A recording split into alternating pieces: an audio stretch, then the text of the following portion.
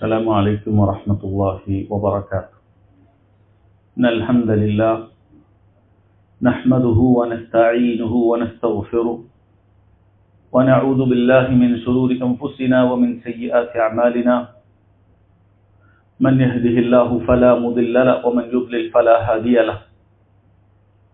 وأشهد أن لا إله إلا الله وحده لا شريك له وأشهد أن محمدا عبده ورسوله. يا أيها الذين آمنوا اتقوا الله حق تقاته ولا تموتن إلا وأنتم مسلمون. يا أيها الناس اتقوا ربكم الذي خلقكم من نفس واحدة وخلق منها زوجها وبث منهما رجالا كثيرا ونساء واتقوا الله الذي تساءلون به والأرحام إن الله كان عليكم رقيبا.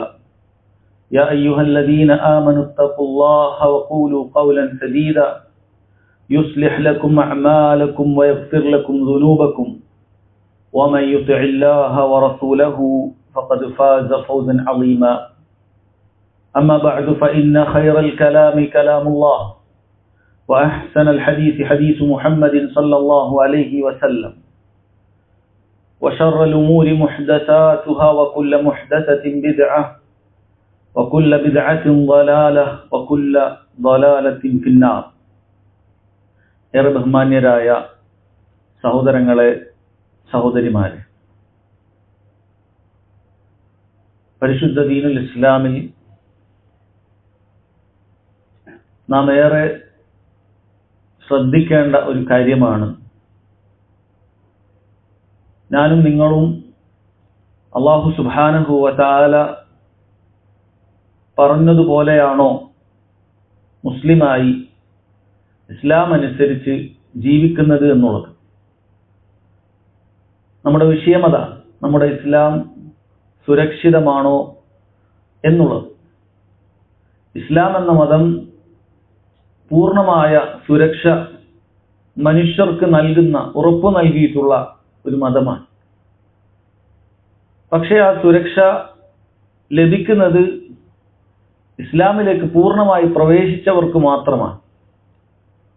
കേവലം മുസ്ലിമാണ് എന്ന് പറഞ്ഞു നടന്നതുകൊണ്ട് മാത്രം ഒരാൾക്ക് ഇസ്ലാം വാഗ്ദാനം ചെയ്യുന്ന, ഉറപ്പ് നൽകിയ സുരക്ഷ ലഭിക്കണമെന്നില്ല. അതുകൊണ്ട് സമാധാനത്തിൻ്റെയും അതുപോലെ തന്നെ വിജയത്തിൻ്റെയും മതമായ ഇസ്ലാമിലേക്ക് പ്രവേശിച്ച ഓരോരുത്തരും അവരവരുടെ ഇസ്ലാം സുരക്ഷിതമായ അവസ്ഥയിൽ തന്നെയാണോ ഉള്ളത് എന്ന് ഉറപ്പുവരുത്തേണ്ടത് അനിവാര്യമായ കാര്യമാണ്. അതല്ല എങ്കിൽ മുസ്ലിമാണെന്ന് നാം ആശ്വസിക്കുകയും മുസ്ലിമായാൽ സ്വർഗം ലഭിക്കുമെന്ന് നമ്മൾ ആഗ്രഹിക്കുകയും എന്നാൽ ഏറെ ഹതഭാഗ്യവാന്മാരായിക്കൊണ്ട് നാളെ പരലോകത്ത് അത് ലഭിക്കാതെ പോവുകയും ചെയ്യുന്ന ആളുകളുടെ കൂട്ടത്തിൽ നമ്മൾ ഉൾപ്പെട്ടു പോകും. അതുകൊണ്ട് നമ്മൾ ഓരോരുത്തരും പരിശോധിക്കണം, നമ്മുടെ കയ്യിലുള്ള ഇസ്ലാം അത് ശരിയായ ഇസ്ലാം തന്നെയാണ്. അല്ലാഹുവിന്റെ റസൂൽ സല്ലല്ലാഹു അലൈഹി വസല്ലം ക്ഷണിച്ച, അവിടുന്ന് പഠിപ്പിച്ചു തന്ന, അവിടുത്തെ സ്വഹാബികൾ മനസ്സിലാക്കിയ പരിശുദ്ധമായ ഇസ്ലാം തന്നെയാണോ നമ്മുടെ കയ്യിലുള്ളത്? അതല്ല.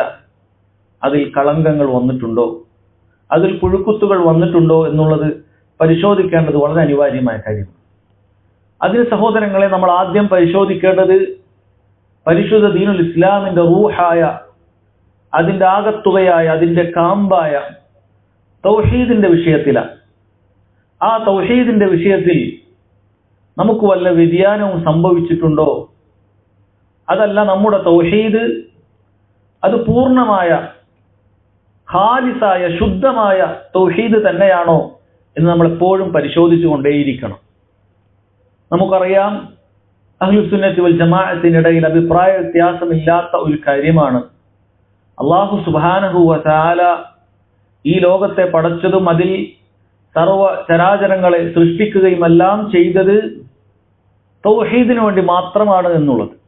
ജീവിതത്തിന്റെ ലക്ഷ്യം അറിയുന്നവർ തന്നെയാണ് ബഹുഭൂരിപക്ഷം മുസ്ലിമീങ്ങളും. പക്ഷെ അവർ ചെയ്യുന്നിടത്ത് പാളിച്ചകളും പിഴവുകളും വരുന്നു, അശ്രദ്ധ വരുന്നു എന്ന് മാത്രം. അല്ലാഹു തആല നമ്മയൊക്കെ പഠിച്ചത് വമാ ഖലഖ്തുൽ ജിന്ന വൽ ഇൻസ ഇല്ലാ ലിയഅ്ബുദൂൻ, അല്ലാഹുവിനെ മാത്രം ആരാധിക്കുന്നതിന് വേണ്ടിയിട്ടാണ്, ഇബാദത്ത് അല്ലാഹുവിന് മാത്രമായി അർപ്പിക്കുന്നതിന് വേണ്ടിയിട്ടാണ്, തൗഹീദിന് വേണ്ടിയിട്ടാണ്. അതുകൊണ്ട് തന്നെ നമ്മുടെ മുഖ്യ ശത്രുവായ പിശാച് എപ്പോഴും പണിയെടുത്തുകൊണ്ടേയിരിക്കുന്നത് നമ്മെ അതിൽ നിന്നും തെറ്റിച്ചു കളയാനാണ്. അവൻ രാപ്പകലുകൾ അഹോരത്രം പണിയെടുത്തുകൊണ്ടേയിരിക്കുന്നത് നമ്മളെ ആ തൗഹീദിൽ നിന്നും തെറ്റിച്ചു കളയാനാണ്. അതിനുവേണ്ടി അവൻ നന്നായി പരിശ്രമിച്ചു കൊണ്ടേയിരിക്കുന്നു. ചിലപ്പോൾ അവൻ ആളുകൾക്ക് വന്ന് അവരുടെ മനസ്സുകളിൽ തൗഹീദിനെ കുറിച്ച് തോന്നിപ്പിച്ചു കൊടുക്കുന്നത് തൗഹീദൊന്നും അങ്ങനെ പഠിക്കേണ്ട ഒരു കാര്യമല്ല. നമ്മൾ മുസ്ലിമീങ്ങളാണ്. മുസ്ലിമീങ്ങൾ എന്ന് പറഞ്ഞാൽ യഥാർത്ഥ വിശ്വാസികളാണ്. നമുക്കിനി തൗഹീദിനൊന്നും അപാകത സംഭവിക്കുകയില്ല. അതുകൊണ്ട് നമ്മൾ അതിന് കൂടുതൽ പഠിക്കേണ്ട ആവശ്യമൊന്നുമില്ല. വേറെ ചില ആളുകൾക്ക് അവൻ പറഞ്ഞു കൊടുക്കുന്നത് തൗഹീദൊന്നും ഒരു പ്രബോധന വിഷയമായി നമ്മൾ കാണേണ്ടതില്ല, അതത്ര വലിയ അത്ഭുതമുള്ള, അത്ര വലിയ ശ്രദ്ധിക്കേണ്ടതായ ഒരു കാര്യമൊന്നുമല്ല. നമ്മൾ നമ്മുടെ കൽബിനെ നന്നാക്കുന്നതായ തസ്കിയത്ത് കൊടുക്കുന്ന, കൽബിന് പരിശുദ്ധി കൊടുക്കുന്ന കാര്യങ്ങളിൽ നമ്മൾ കേന്ദ്രീകരിക്കുക, നമ്മുടെ മനസ്സിനെ നന്നാക്കുക എന്നാണ് ചിലർ ധരിക്കുന്നത്. അവർ മനസ്സിലാക്കുന്നില്ല തൗഹീദാണ് കൽബിനെ ശുദ്ധീകരിക്കുന്ന കാര്യത്തിൽ ആദ്യത്തേത്, അതിന്റെ നിബന്ധനയാണ് എന്നവർ മനസ്സിലാക്കുന്നില്ല. എങ്ങനെയാണ് ആളുകൾക്ക് തൗഹീദിന്റെ വിഷയത്തിൽ ഇങ്ങനെ നിർഭയരായി ഇത്തരം സംസാരങ്ങൾ പറയാൻ സാധിക്കുന്നത്? പ്രത്യേകിച്ചും സഹോദരങ്ങളെ, നാം ഇന്ന് ജീവിക്കുന്ന ലോകത്ത് എത്രയോ മുസ്ലിം രാജ്യങ്ങളുണ്ട്. അതിൽ ബഹുഭൂരിപക്ഷം രാജ്യങ്ങളിലും ഇന്ന് ഷിർക്ക് നടമാടുന്നുണ്ട്, വ്യക്തമായ ഷിർക്ക് നടമാടുന്നുണ്ട്. അള്ളാഹു അല്ലാത്ത ആളുകളെ ആരാധിക്കപ്പെടുന്ന ഖബറുകൾ നമ്മൾ കാണുന്നുണ്ട്. അതുപോലെയുള്ള പല കാര്യങ്ങളും നമ്മൾ കാണുന്നുണ്ട്. പിന്നെ എങ്ങനെയാണ് നമുക്ക് സമാധാനിക്കാൻ സാധിക്കുക? ആ ഷിർക്ക് നമ്മളിലേക്ക് കടന്നു വരികയില്ല എന്നുള്ളത്. അതുപോലെ തന്നെ തൗഹീദിനു വേണ്ടി മുഴുവൻ ജീവിതം സമർപ്പിച്ച ഇബ്രാഹിം അലൈഹിസ്സലാത്തു വസ്സലാം അല്ലാഹു സുബ്ഹാനഹു വ തആലയോട് ആത്മാർത്ഥമായി ദുആ ചെയ്ത ഒരു ദുആ അല്ലാഹു നമുക്ക് പറഞ്ഞു തന്നത് തൗഹീദിന്റെ വിഷയത്തിൽ തന്നെയാണ്. വജ്നുബ്നി വബനിയ അൻ നഅ്ബുദൽ അസ്നാം, അല്ലാഹു എന്നെയും എൻ്റെ സന്താന പരമ്പരയിൽപ്പെട്ടവരെയും വിഗ്രഹങ്ങളെ ആരാധിക്കുന്നതിൽ നിന്നും കാത്തുരക്ഷിക്കണമേ, സംരക്ഷിക്കണമേ എന്നത് ഇബ്രാഹിം അലൈഹിസ്സലാത്തു വസ്സലാമയുടെ ദുആയാണ്. അദ്ദേഹത്തിന് നിർഭയമില്ല എങ്കിൽ, അദ്ദേഹം ആ കാര്യത്തിൽ നിർഭയത്വം കാണിച്ചിട്ടില്ല, അള്ളാഹുവിനോട് പേടിച്ചുകൊണ്ട് ദുആ ചെയ്തിട്ടുണ്ട് എങ്കിൽ ഞാനും നിങ്ങളും എങ്ങനെയാണ് അത് നിസ്സാരമായ ഒരു കാര്യമായി കണക്കാക്കുക? അതുകൊണ്ടാണ് പിൽക്കാലത്ത് മഹാനായ ഇബ്രാഹിം അത്തൈമി റഹിമഹുല്ലാഹ് അദ്ദേഹം പറഞ്ഞത് വമൻ യഅ്മനുൽ ബലാ ബഅദ ഇബ്രാഹിം അലൈഹിസ്സലാത്തു വസ്സലാം, ഇബ്രാഹിം അലൈഹിസ്സലാത്തു വസ്സലാമയ്ക്ക് ശേഷം ഈ പരീക്ഷണം അഥവാ ഷിർക്ക്, അതിൽ നിന്നും ആർക്കാണ് നിർഭയനായിരിക്കാൻ സാധിക്കുക എന്നുള്ളതാണ്. അതുകൊണ്ട് ഞാൻ നിങ്ങൾ ഓരോരുത്തരും ചിന്തിക്കേണ്ട കാര്യമാണ്. ഷിർക്ക് എന്ന് പറയുന്നത് നിസ്സാരമായ, പേടിക്കേണ്ടാത്തതായ ഒരു കാര്യമായി നമ്മൾ ഒരിക്കലും കണക്കാക്കാൻ പാടില്ല. ചിലപ്പോൾ ഒക്കെ നമ്മുടെ മനസ്സിൽ അങ്ങനെ തോന്നും, നമ്മൾ ഈ നാട്ടിൽ ഏറ്റവും തൗഹീദൊക്കെ അറിയുന്ന ആളുകളാണല്ലോ, നമുക്ക് ഇസ്ലാമിനെ കുറിച്ച് ശരിക്കും അറിയാമല്ലോ, നമ്മൾ എന്ത് പേടിക്കാനാണ് എന്നാണ്. ചിലപ്പോൾ ഇബ്രാഹിം അലൈഹിസ്സലാത്തു വസ്സലാമിന്റെ ദുആയെ കുറിച്ച് നമ്മൾ ശരിക്കും ആഴത്തിലൊന്നും ചിന്തിച്ചിട്ടുണ്ടാവില്ല. അദ്ദേഹം അത് വെറുതെ ഒരു ഭംഗിവാക്കായിട്ട് അള്ളാഹിനോട് പ്രാർത്ഥിച്ചൊരു പ്രാർത്ഥനയല്ല, മറിച്ച് അമ്പിയാക്കൾ ദുആ ചെയ്യുന്നത് അങ്ങേയറ്റത്തെ പ്രതീക്ഷയോടുകൂടിയും പേടിയോടുകൂടിയുമാണ് അമ്പിയാക്കൾ ദുആ ചെയ്യുന്നത്. അങ്ങനെ ഇബ്രാഹിം അലൈഹിസ്സലാത്തു വസ്സലാം ദുആ ചെയ്ത കാര്യമാണിത്. അള്ളാഹുവെ എന്നെയും അതുപോലെ തന്നെ എൻ്റെ സന്താന പരമ്പരയിൽപ്പെട്ടവരെയും വിഗ്രഹങ്ങളെ ആരാധിക്കുന്നതിൽ നിന്നും അള്ളാഹുവെ കാത്തു രക്ഷിക്കണമേ എന്നുള്ളത് നമ്മൾ ദുആ ചെയ്യുന്ന ദുആ തന്നെയാണത്. അതുകൊണ്ട് തന്നെ സഹോദരങ്ങളെ, നമ്മുടെ ഇസ്ലാം സുരക്ഷിതമാണോ എന്ന് പരിശോധിക്കുമ്പോൾ നമ്മൾ ആദ്യം പരിശോധിക്കേണ്ടത് നമ്മുടെ തൗഹീദിന് വ്യതിയാനങ്ങൾ സംഭവിച്ചിട്ടുണ്ടോ എന്നുള്ളതാണ്. മഹാന്മാരായ പണ്ഡിതന്മാർ ഗ്രന്ഥരചനകൾ തന്നെ നടത്തിയത് കാണാൻ സാധിക്കും. ആളുകൾക്ക് തൗഹീദിൽ നിന്നും വ്യതിയാനം സംഭവിച്ചിട്ടുള്ള ഈ കാലഘട്ടത്തിൽ ജീവിക്കുന്ന ആളുകൾക്ക് സംഭവിച്ച തൗഹീദിലുള്ള വ്യതിയാനങ്ങളെ കുറിച്ച് എടുത്തു പറഞ്ഞ് അവർ പല ഗ്രന്ഥരചനകളും നടത്തിയിട്ടുണ്ട്. അതിൽ ചില കാര്യങ്ങളാണ് സഹോദരങ്ങളെ ഈ കുറഞ്ഞ സമയത്ത് നിങ്ങളുടെ ശ്രദ്ധയിൽ കൊണ്ടുവരാൻ ഉദ്ദേശിക്കുന്നത്.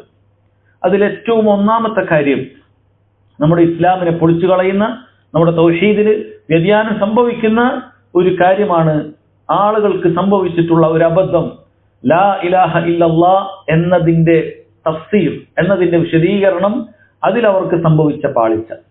പലരും ലാ ഇലാഹ ഇല്ലല്ലാ പറയുന്നവർ തന്നെയാണ്. മുസ്ലിമീങ്ങൾ ലാ ഇലാഹ ഇല്ലല്ലാ പറയാത്തവരായി ആരുമില്ല. അത് പറയാനൊട്ട് പ്രയാസവുമില്ല. ആർക്കും അത് പറയാവുന്ന ഒരു വാക്ക് മാത്രമാണ്.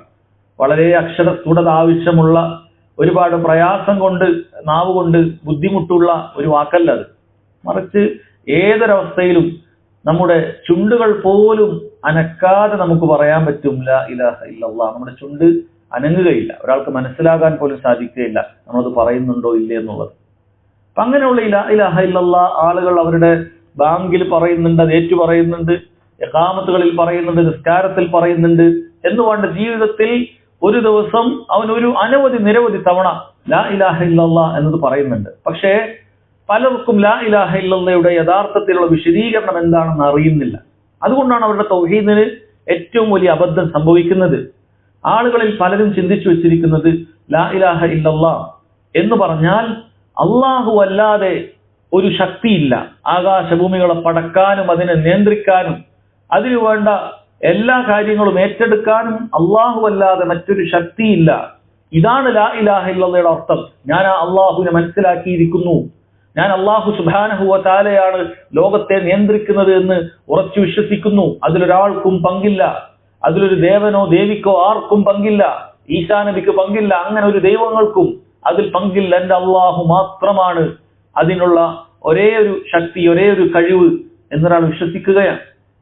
യഥാർത്ഥത്തിൽ ഇത് നമ്മൾ വിശ്വസിക്കേണ്ട കാര്യമാണ്. പക്ഷേ അതല്ല ലാ ഇലാഹ ഇല്ലല്ലാഹയുടെ അർത്ഥം.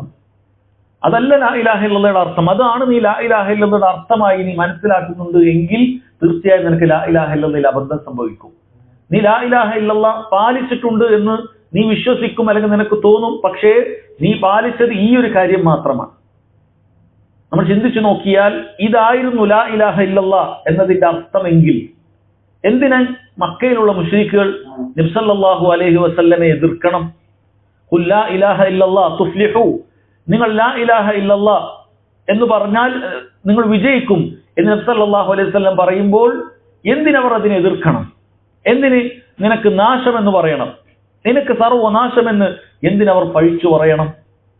അപ്പോൾ ചിന്തിക്കേണ്ടത് സഹോദരങ്ങളെ, ലാ ഇലാഹ ഇല്ലല്ലാഹ് എന്നതിന്റെ അർത്ഥം എന്തല്ല, അള്ളാഹുവാണ് ആകാശഭൂമികളെ പടച്ചത് എന്നതല്ല. കാരണം മക്കയിലെ മുശ്രിക്കുകളും അത് അംഗീകരിച്ചിരുന്നു. മക്കയിലെ മുശ്രിക്കുകൾ അവരോട് ചോദിക്കപ്പെട്ടാൽ വലഇൻ സഅൽതഹും മൻ ഖലഖസ് സമാവാതി വൽ അർദ് ലയഖൂലുന്ന അല്ലാഹ്, ആകാശഭൂമികളെ സൃഷ്ടിച്ചതാര്, പടച്ചതാരെന്ന് ചോദിച്ചാൽ അവർ പറഞ്ഞിരുന്നു അള്ളാഹു തന്നെയാണ്, തീർച്ചയാണ്. ഒരു അഭിപ്രായ വ്യത്യാസം അവർക്കില്ല. ലാത്തക്കോ ഉസ്സക്കോ മനാത്തക്കോ ഇതിനുള്ള കഴിവുണ്ട് എന്നുള്ളത് അഭിപ്രായ വ്യത്യാസമില്ല. അബൂജഹലിന്റെയും അബൂലഹബിന്റെയും ഇടയിൽ അഭിപ്രായ വ്യത്യാസമില്ല. ഉത്ബത്തിന്റെയും ഷൈബത്തിന്റെ ഇടയിൽ അഭിപ്രായ വ്യത്യാസമില്ല. മുശ്രിക്കുകളുടെ കൂട്ടത്തിൽ ഒരാൾ പോലും എഴുന്നേറ്റ് നിന്ന് പറഞ്ഞിട്ടില്ല ലാത്തയോ ഉസ്സയോ ആണ് ആകാശത്തെ നിയന്ത്രിക്കുന്നത്, അങ്ങനെയുള്ള മഹാന്മാരാണ് ഇതിന്റെ നിയന്ത്രണം ഏറ്റെടുത്തിട്ടുള്ളത്, അവർക്ക് അങ്ങനെയുള്ളൊരു കഴിവുണ്ട്, അള്ളാഹു കൊടുത്തു എന്ന് പോലും അവർ പറഞ്ഞിട്ടില്ല. മറിച്ച് അവർ വിശ്വസിച്ചതും അവർ പറഞ്ഞതും അള്ളാഹു തആല പറഞ്ഞ ഈ കാര്യം പോലെയാണ്. ആരാണ് ആകാശഭൂമികളെ സൃഷ്ടിക്കുന്നത്, ആരാണ് അതിനെ പരിപാലിക്കുന്നത്, ആരാണ് രാപ്പകലുകളെ മാറ്റിമറിക്കുന്നത്, ആരാണ് മരിച്ചുപോയ ആളുകൾക്ക് ജീവൻ നൽകുന്നത്, ജീവിക്കുന്ന ആളുകൾക്ക് മരണം നൽകുന്നത്, ഇതെല്ലാം അള്ളാഹു സുബ്ഹാനഹു വ തആല തന്നെയാണ് എന്നവർ പറഞ്ഞിരുന്നു. അപ്പൊ ലാ ഇലാഹ ഇല്ലല്ലാഹയുടെ അർത്ഥം ഒരിക്കലും അള്ളാഹുവാണ് ആകാശഭൂമികളെ സൃഷ്ടിച്ചത്, അള്ളാഹുവാണ് എല്ലാത്തിനും വലിയ ശക്തി എന്ന് വിശ്വസിക്കലല്ല. അത് വിശ്വസിച്ചുകൊണ്ട് ലാ ഇലാഹ ഇല്ലല്ലാഹ് ആവുകയില്ല. കാരണം അങ്ങനെയാണെങ്കിൽ മുശ്രിക്കുകൾ എന്ത് ചെയ്യുമായിരുന്നു? ലാ ഇലാഹ ഇല്ലല്ലാഹ് എന്ന് പറയുമ്പോൾ ആ ലാ ഇലാഹ ഇല്ലല്ലാഹ് ഞങ്ങൾ അംഗീകരിക്കുന്നതല്ലേ, എന്തിന് ഞങ്ങളത് വീണ്ടും പ്രഖ്യാപിക്കണം, എന്തിന് ഞങ്ങളതിന് സാക്ഷ്യം വഹിക്കണം, ഞങ്ങളുടെ ജീവിതം കൊണ്ട് സാക്ഷ്യം വഹിച്ചതല്ലേ എന്നവർ പറയണമായിരുന്നു. മറിച്ച് അവർ അതിനെ നിരാകരിക്കാനുള്ള കാര്യം അവർക്കറിയാം. ലാ ഇലാഹ ഇല്ലല്ലാഹ് എന്നുള്ളത് ആരാധനകളുമായി ബന്ധപ്പെട്ട ഒരു സത്യസാക്ഷ്യമാണ്. ആരാധനകൾ അള്ളാഹുവിന് മാത്രമേ നൽകാവൂ, അത് മറ്റൊരാൾക്കും നൽകാൻ പാടില്ല എന്നറിയിക്കുന്ന കാര്യമാണ് ലാ ഇലാഹ ഇല്ലല്ലാഹ് എന്ന് മക്കയിലെ മുശ്രിക്കുകൾക്ക് അറിയാം. അതുകൊണ്ടാണ് ലാ ഇലാഹ ഇല്ലല്ലാഹ് പറഞ്ഞപ്പോൾ അവർ പറഞ്ഞ മറുപടിയായി സൂറത്തു സാദിൽ 5-ാമത്തെ ആയത്തിൽ അല്ലാഹു തആല പറയുന്നത്, അവരുടെ മറുപടി അജഅലൽ ആലിഹത ഇലാഹൻ വാഹിദ, അയാൾ എല്ലാ ഇലാഹുകളെയും ഒരൊറ്റ ഇലാഹാക്കി മാറ്റുകയോ? മുഹമ്മദ് സല്ലല്ലാഹു അലൈഹി വസല്ലം അയാൾ വന്നിട്ട് മുഴുവൻ ഇലാഹുകളെയും ഒരൊറ്റ ഇലാഹാക്കി മാറ്റുകയാണോ? ഇന്ന ഹാദാ ലശൈഉൻ ഉജാബ്, ഇത് അത്ഭുതമുള്ള കാര്യമാണ്. അങ്ങനെയൊന്നും പറയാൻ പാടില്ല. ആരാധനകൾ അള്ളാഹുവിന് മാത്രമേ അർപ്പിക്കാവൂ എന്ന് പറയാൻ പാടില്ല. ചില ആരാധനകൾ ലാത്തക്ക് കൊടുക്കണം, ചില ആരാധനകൾ ഇസ്സക്ക് കൊടുക്കണം, ചില കാര്യങ്ങൾ നമ്മൾ ഇബ്രാഹിം നബിയോട് പറയേണ്ടതുണ്ട്, ചില കാര്യങ്ങൾ നമ്മൾ ഇസ്മായിൽ അലൈഹി സ്വലാത്തു വസ്സലാമയോട് ചോദിക്കേണ്ടതുണ്ട്. ഈ ചോദ്യവും തേട്ടവും അവർ പ്രതീക്ഷിക്കുന്ന പല കാര്യങ്ങളും ആരാധനകളാണ് എന്ന് മനസ്സിലാക്കാനുള്ള ഒരു വിവേകം അവർക്കുണ്ടായിരുന്നു. അതുകൊണ്ട് ലാ ഇലാഹ ഇല്ലല്ലാഹ് എന്ന് പറയുന്ന വാക്യം അവർ പറയാൻ തയ്യാറായിട്ടില്ല. അഥവാ ആരാധനകളും ചോദ്യങ്ങളും തേട്ടങ്ങളും അള്ളാഹുവിനോട് മാത്രമേ പാടുള്ളൂ, ഇങ്ങനെ ആളുകളോടൊന്നും ചോദിക്കാൻ പാടില്ല എന്ന കാര്യം അവർ അംഗീകരിച്ചിട്ടില്ല. കാരണം അവർ കണ്ടുപോയി വന്നിരുന്നത് അവിടെ മക്കയിലെ മുശ്രിക്കുകൾ, അവരുടെ ആബാഉകൾ, അവരുടെ പിതാക്കന്മാർ, അവർ പറഞ്ഞിരുന്നത് ഇതാണ്, അതനുസരിച്ച് ഞങ്ങൾ പോകുകയുള്ളൂ എന്നാണ് അവർ പറഞ്ഞത്. അതുകൊണ്ട് സഹോദരങ്ങളെ, സംഭവിക്കുന്ന ഒന്നാമത്തെ അബദ്ധം എന്ന് പറയുന്നത് ലാ ഇലാഹ ഇല്ലല്ലാഹ്ക്ക് ഈ തെറ്റായ അർത്ഥം മനസ്സിലാക്കലാണ്. ലാ ഇലാഹ ഇല്ലല്ലാഹയുടെ അർത്ഥം അള്ളാഹു മാത്രമാണ് ആരാധനക്കർഹനായിട്ടുള്ളവൻ, ആരാധനകൾ മുഴുവനും അള്ളാഹുവിന് മാത്രമേ നൽകാവൂ എന്ന കാര്യം ആളുകൾ മനസ്സിലാക്കാത്തതാണ്. അഥവാ ലാ മഅബൂദ ബിഹഖ്ഖിൻ ഇല്ലല്ലാഹ്, ആരാധനക്കർഹത ഉള്ളത് അള്ളാഹുവിന് മാത്രമാണ്, മറ്റൊരാൾക്കും അതിന് അർഹതയില്ല എന്ന കാര്യം അവർ മനസ്സിലാക്കുന്നില്ല. പല ജനങ്ങളും അത് മനസ്സിലാക്കുന്നില്ല. അതുകൊണ്ടാണ് അവർ പല നിലക്കുള്ള ശിർക്കിലേക്ക് സംഭവിക്കുന്നത്. അവർക്ക് പല അബദ്ധങ്ങൾ സംഭവിക്കുന്നതാണ്. ലോകത്ത് ഞാൻ പറഞ്ഞല്ലോ, ലോകത്ത് പല മുസ്ലിമീങ്ങളുടെ രാജ്യങ്ങളിൽ പോലും ശിർക്ക് പല നിലക്ക് വന്നത്, ജാറങ്ങൾ കെട്ടിപ്പൊക്കിയത്, അതിൽ പല രൂപത്തിലുള്ള ഉറൂസുകൾ നടക്കുന്നത്, ആണ്ടുകൾ നടക്കുന്നത്, പല രൂപത്തിലുള്ള മൗലിദ് പാരായണങ്ങൾ നടക്കുന്നത്, അവിടെ വന്ന് തവാഫ് ചെയ്യുന്നത്, അവിടുത്തെ മഹാന് വേണ്ടി ബലിയർപ്പിക്കുന്നത്, അവിടെ വന്ന് ആ രൂപത്തിൽ സുജൂദുകൾ വരെ ചെയ്യാൻ ആളുകൾ തുനിഞ്ഞത് എന്തിന്റെ അടിസ്ഥാനത്തിൽ മാത്രമാണ്? അവർ ലാ ഇലാഹ ഇല്ലല്ലാഹ് എന്ന് പറഞ്ഞാൽ അത് ഇതിനെല്ലാം എതിരാണെന്ന് മനസ്സിലാക്കിയിട്ടില്ല. അള്ളാഹു സുബ്ഹാനഹു വ തആല തന്നെയാണ് ആകാശഭൂമികളെ സൃഷ്ടിച്ചതും പരിപാലിക്കുന്നതും എന്ന് വിശ്വസിച്ചാൽ ഈ പറയുന്ന ചെയ്യുന്ന കാര്യങ്ങളൊന്നും നമുക്ക് അതിനെതിരല്ല. ഇതൊന്നും തൗഹീദുമായി ബന്ധമില്ല, ഇതൊന്നും തൗഹീദിനെതിരാകുന്ന കാര്യമല്ല എന്നാണ് അവർ വിചാരിച്ചിരിക്കുന്നത്. അങ്ങനെ സഹോദരങ്ങളെ, അവർക്ക് സംഭവിക്കുന്ന തൗഹീദിലെ വ്യതിയാനങ്ങളിൽ രണ്ടാമതായി നമുക്ക് പറയാവുന്ന കാര്യമാണ് ഈ രൂപത്തിലുള്ള ശിർക്കൻ വിശ്വാസങ്ങൾ.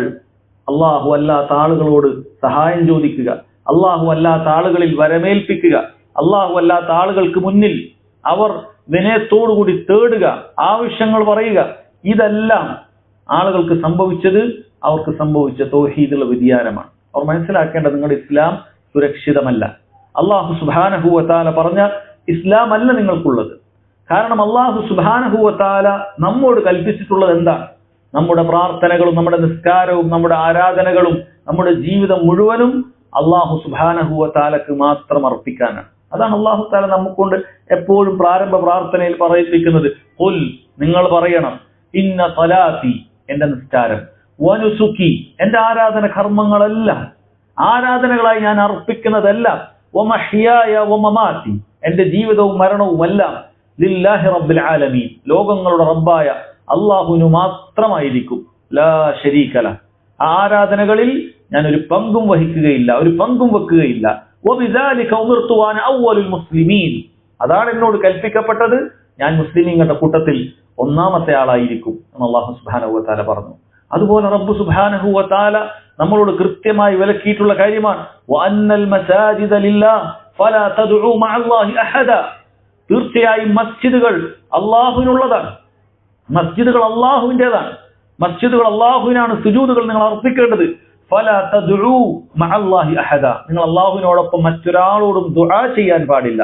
ദുആ എന്ന് പറയുന്ന ആരാധന അത് അല്ലാഹുവിന് മാത്രമേ അർപ്പിക്കാവൂ. എത്ര കൃത്യമായിട്ട് അല്ലാഹു സുബ്ഹാനഹു വ തആല പറഞ്ഞു, ഫലാ തദ്ഉ മഅല്ലാഹി അഹദ, അല്ലാഹുവിനോടല്ലാതെ നിങ്ങൾ ദുആ ചെയ്യാൻ പാടില്ല എന്നാണ്.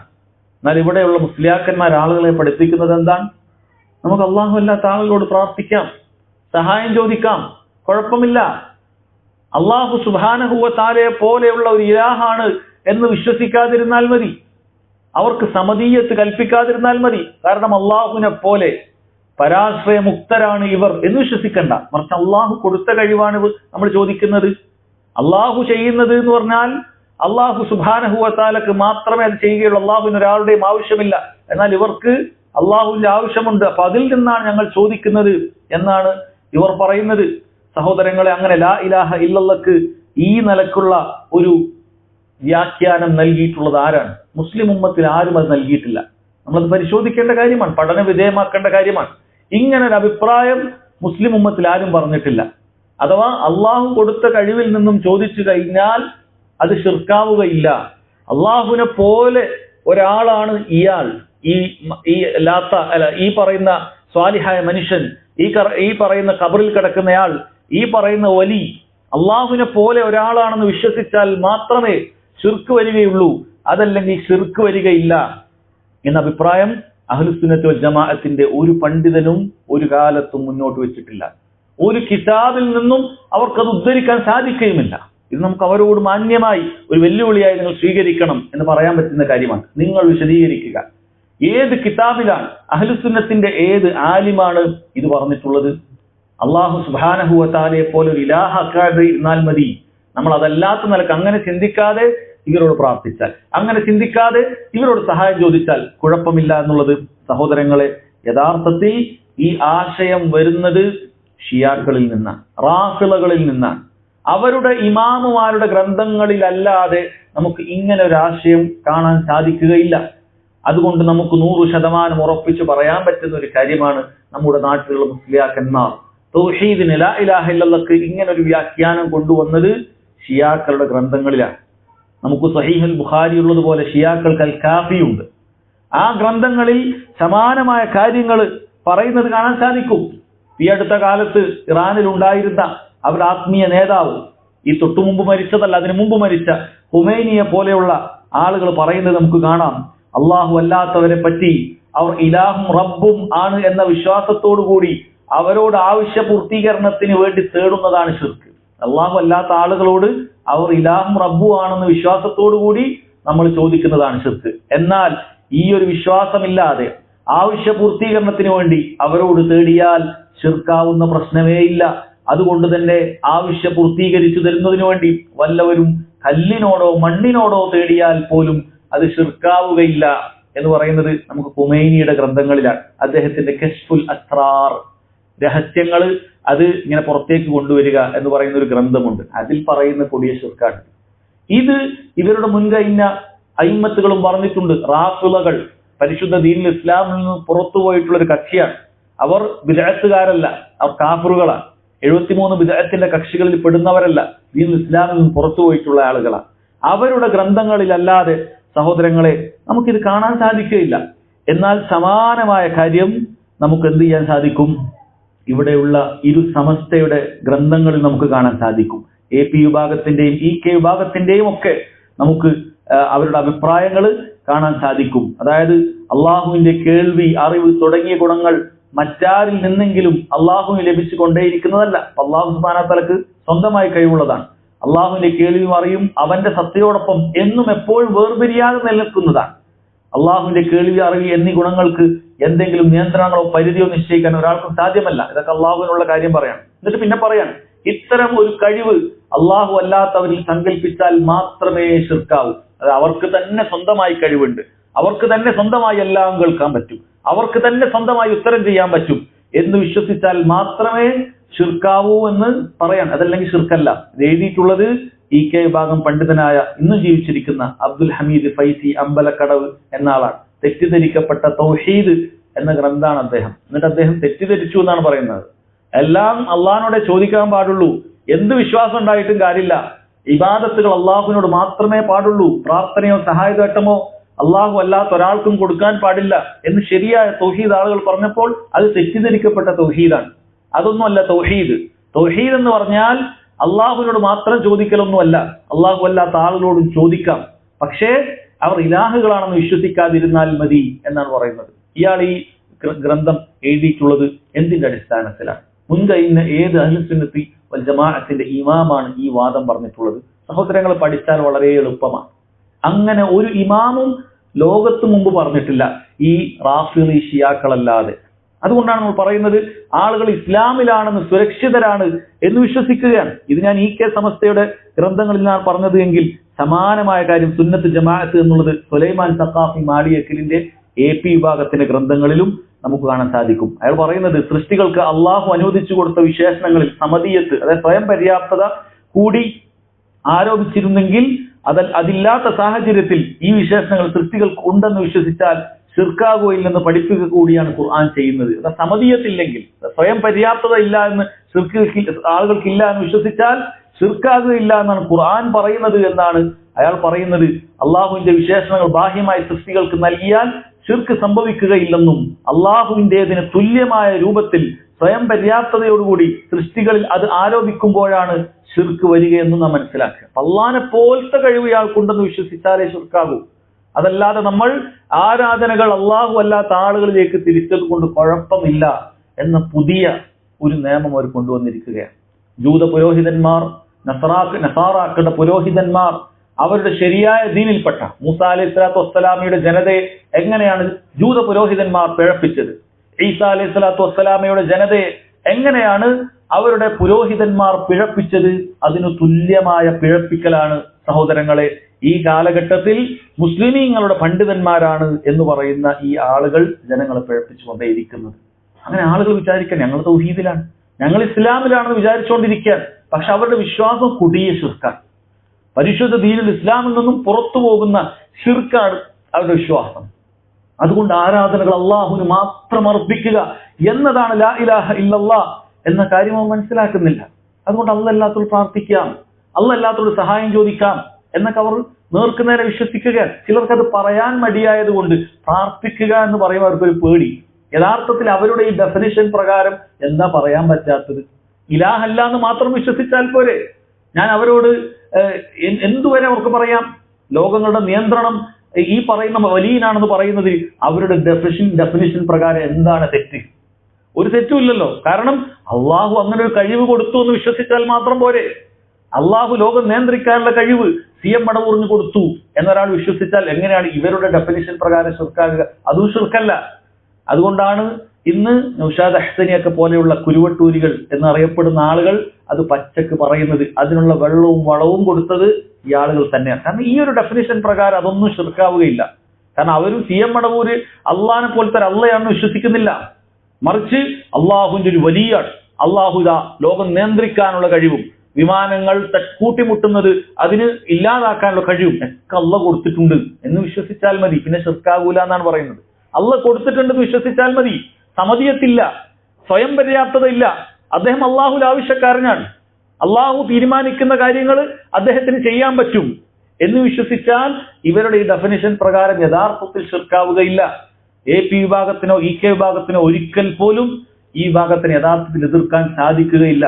ഈ നൗഷാദ് അഹ്സനി പറയുന്ന ഈ കാര്യങ്ങളും ഇബാറത്തുകളും എല്ലാം തനിച്ച ഷിയാക്കളിൽ നിന്നും റാഫിദുകളിൽ നിന്നും കടമെടുത്തതാണ്. അതല്ലാതെ അഹ്ലുസ് സുന്നത്ത് വൽ ജമാഅത്തിന്റെ ഒരു ഇമാമുകളിൽ നിന്ന് പോലും അവർക്ക് കൊണ്ടുവരാൻ സാധിക്കുകയില്ല.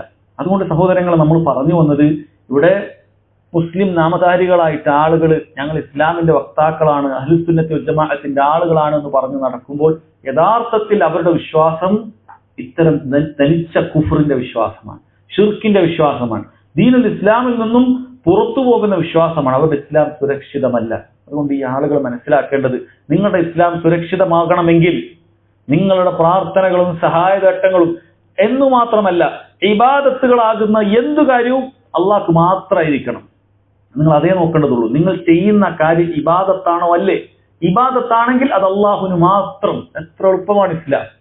ഇതെല്ലാം നമ്മൾ എന്നും അള്ളാഹു തആലയോട് കരാറായി പറഞ്ഞുകൊണ്ടേയിരിക്കുന്നത്. ഇയ്യാക നഅ്ബുദു വ ഇയ്യാക നസ്തഈൻ. അള്ളാഹുവേ, നിനക്ക് മാത്രമാണ് ഞാൻ ആരാധനകൾ അർപ്പിക്കുന്നത്, നിന്നോട് മാത്രമാണ് ഞാൻ സഹായം ചോദിക്കുന്നത്.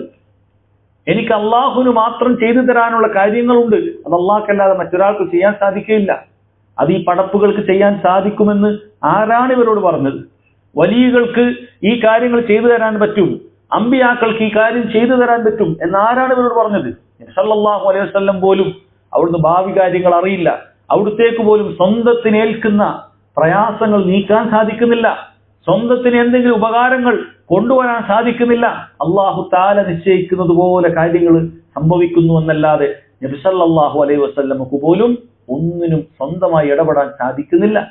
അതുകൊണ്ടാണ് അവിടുന്ന് തന്റെ പ്രിയ പുത്നിയായ ഫാത്തിമ റളിയല്ലാഹു അൻഹ അവരോട് പറഞ്ഞിട്ടുള്ളത്, യാ ഫാത്തിമ ഫാത്തിമ, എനിക്ക് നിനക്കൊന്നും തന്നെ ചെയ്തു തരാൻ സാധിക്കുകയില്ല. നീ നിനക്ക് വേണമെങ്കിൽ, നിന്റെ പരലോകം വേണമെങ്കിൽ നീ പരിശ്രമിച്ചു കൊള്ളുക. ഈ മുഹമ്മദ്, ഈ ഉപ്പക്ക് ഒന്നും ചെയ്തു തരാൻ സാധിക്കുകയില്ല. കാരണം അവിടെ പരലോകത്തെ കാര്യമാണ് പറയുന്നത്.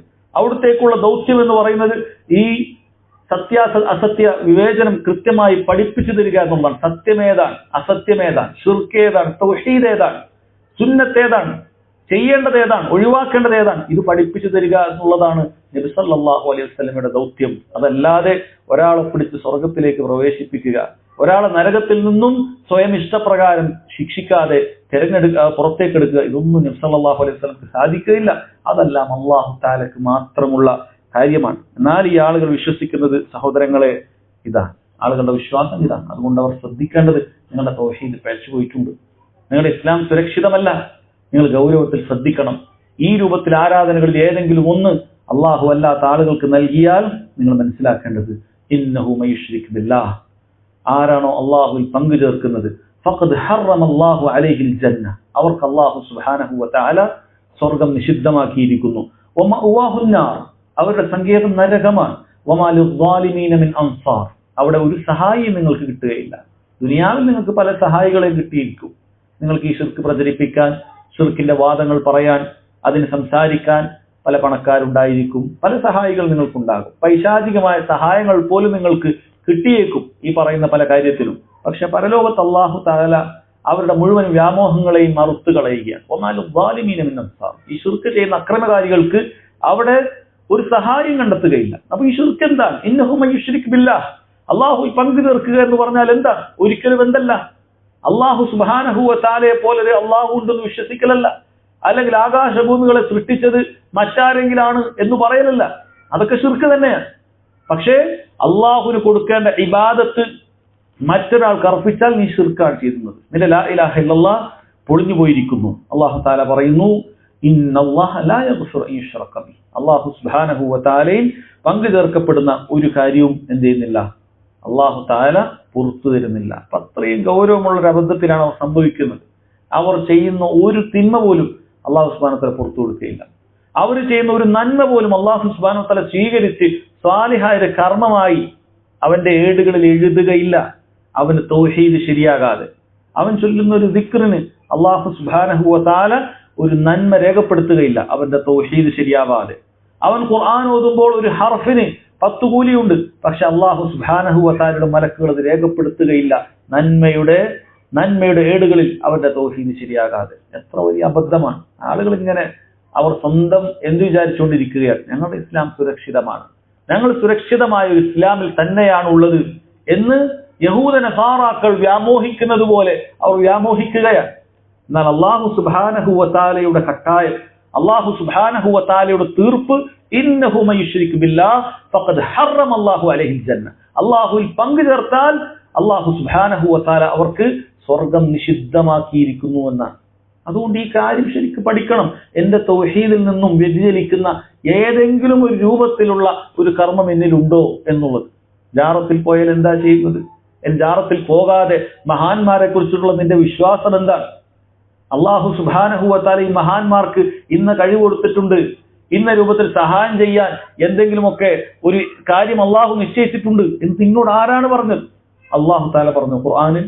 ഹദീസിലൂടെ നബി സല്ലല്ലാഹു അലൈഹി വസല്ലം അറിയിച്ചോ, ഞാൻ മരിച്ചാൽ എന്നോട് പ്രാർത്ഥിച്ചോളൂ, കുഴപ്പമില്ല, അല്ല കഴിഞ്ഞുപോയ അമ്പിയാക്കളുണ്ട്, നിങ്ങൾ അവരോട് തേടിക്കോളൂ എന്ന് പറഞ്ഞോ? ഖുർആനിൽ എവിടെയെങ്കിലും യാ അല്ലാഹ്, യാ റബ്ബ്, എന്റെ അല്ലാഹ്, എന്റെ റബ്ബ്, അല്ലാഹുമ്മ എന്നല്ലാതെ ഏതെങ്കിലും ഒരു നബിയെ വിളിക്കുന്നതായ ഒരു രംഗമുണ്ടോ? ഇല്ല. എവിടെയും പരിശോധിച്ചാലില്ല.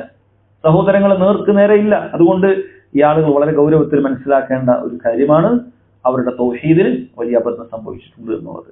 അടുത്ത കാര്യം സഹോദരങ്ങളെ, പലപ്പോഴും ഈ തൗഹീദിന് അബദ്ധം സംഭവിക്കാറുള്ളത് ന്യായമായ ഇസ്ലാമിൽ അറിയിക്കപ്പെട്ട ചില കാര്യങ്ങളാണ് ഞങ്ങൾ ചെയ്യുന്നത് എന്ന് തെറ്റിദ്ധരിച്ചുകൊണ്ടാണ്. അങ്ങനെ ഒരുപാട് സാധുക്കളുണ്ട്. നമ്മൾ ചെയ്യുന്നത് ശറഅാക്കിയിട്ടുള്ള, ദീനിൽ നിയമമായിട്ടുള്ള ചില കാര്യങ്ങളാണ് എന്ന് തെറ്റിദ്ധരിച്ചുകൊണ്ട് ചെയ്യാറുണ്ട്. അങ്ങനെ ലോകത്ത് ഏറ്റവും കൂടുതൽ പ്രചരിച്ചിട്ടുള്ള ശിർക്കിന് വലിയ രൂപത്തിൽ പ്രചരിക്കാനുള്ള ഒരു കാരണമാണ് തവസ്സുൽ, അതല്ലെങ്കിൽ വസീല വാദം എന്നുള്ളത്. ഞങ്ങൾ തവസ്സുലാക്കുകയാണ്. കാരണം അല്ലാഹു സുബ്ഹാനഹു വ തആല തവസ്സുലാക്കാൻ പറഞ്ഞിട്ടുണ്ട്. എന്താണ് അല്ലാഹു തആല പറഞ്ഞത്? യാ അയ്യുഹല്ലദീന ആമനു, വിശ്വസിച്ചവരെ, ഇത്തഖുല്ലാഹ്, നിങ്ങൾ അല്ലാഹുവിനെ സൂക്ഷിക്കണം.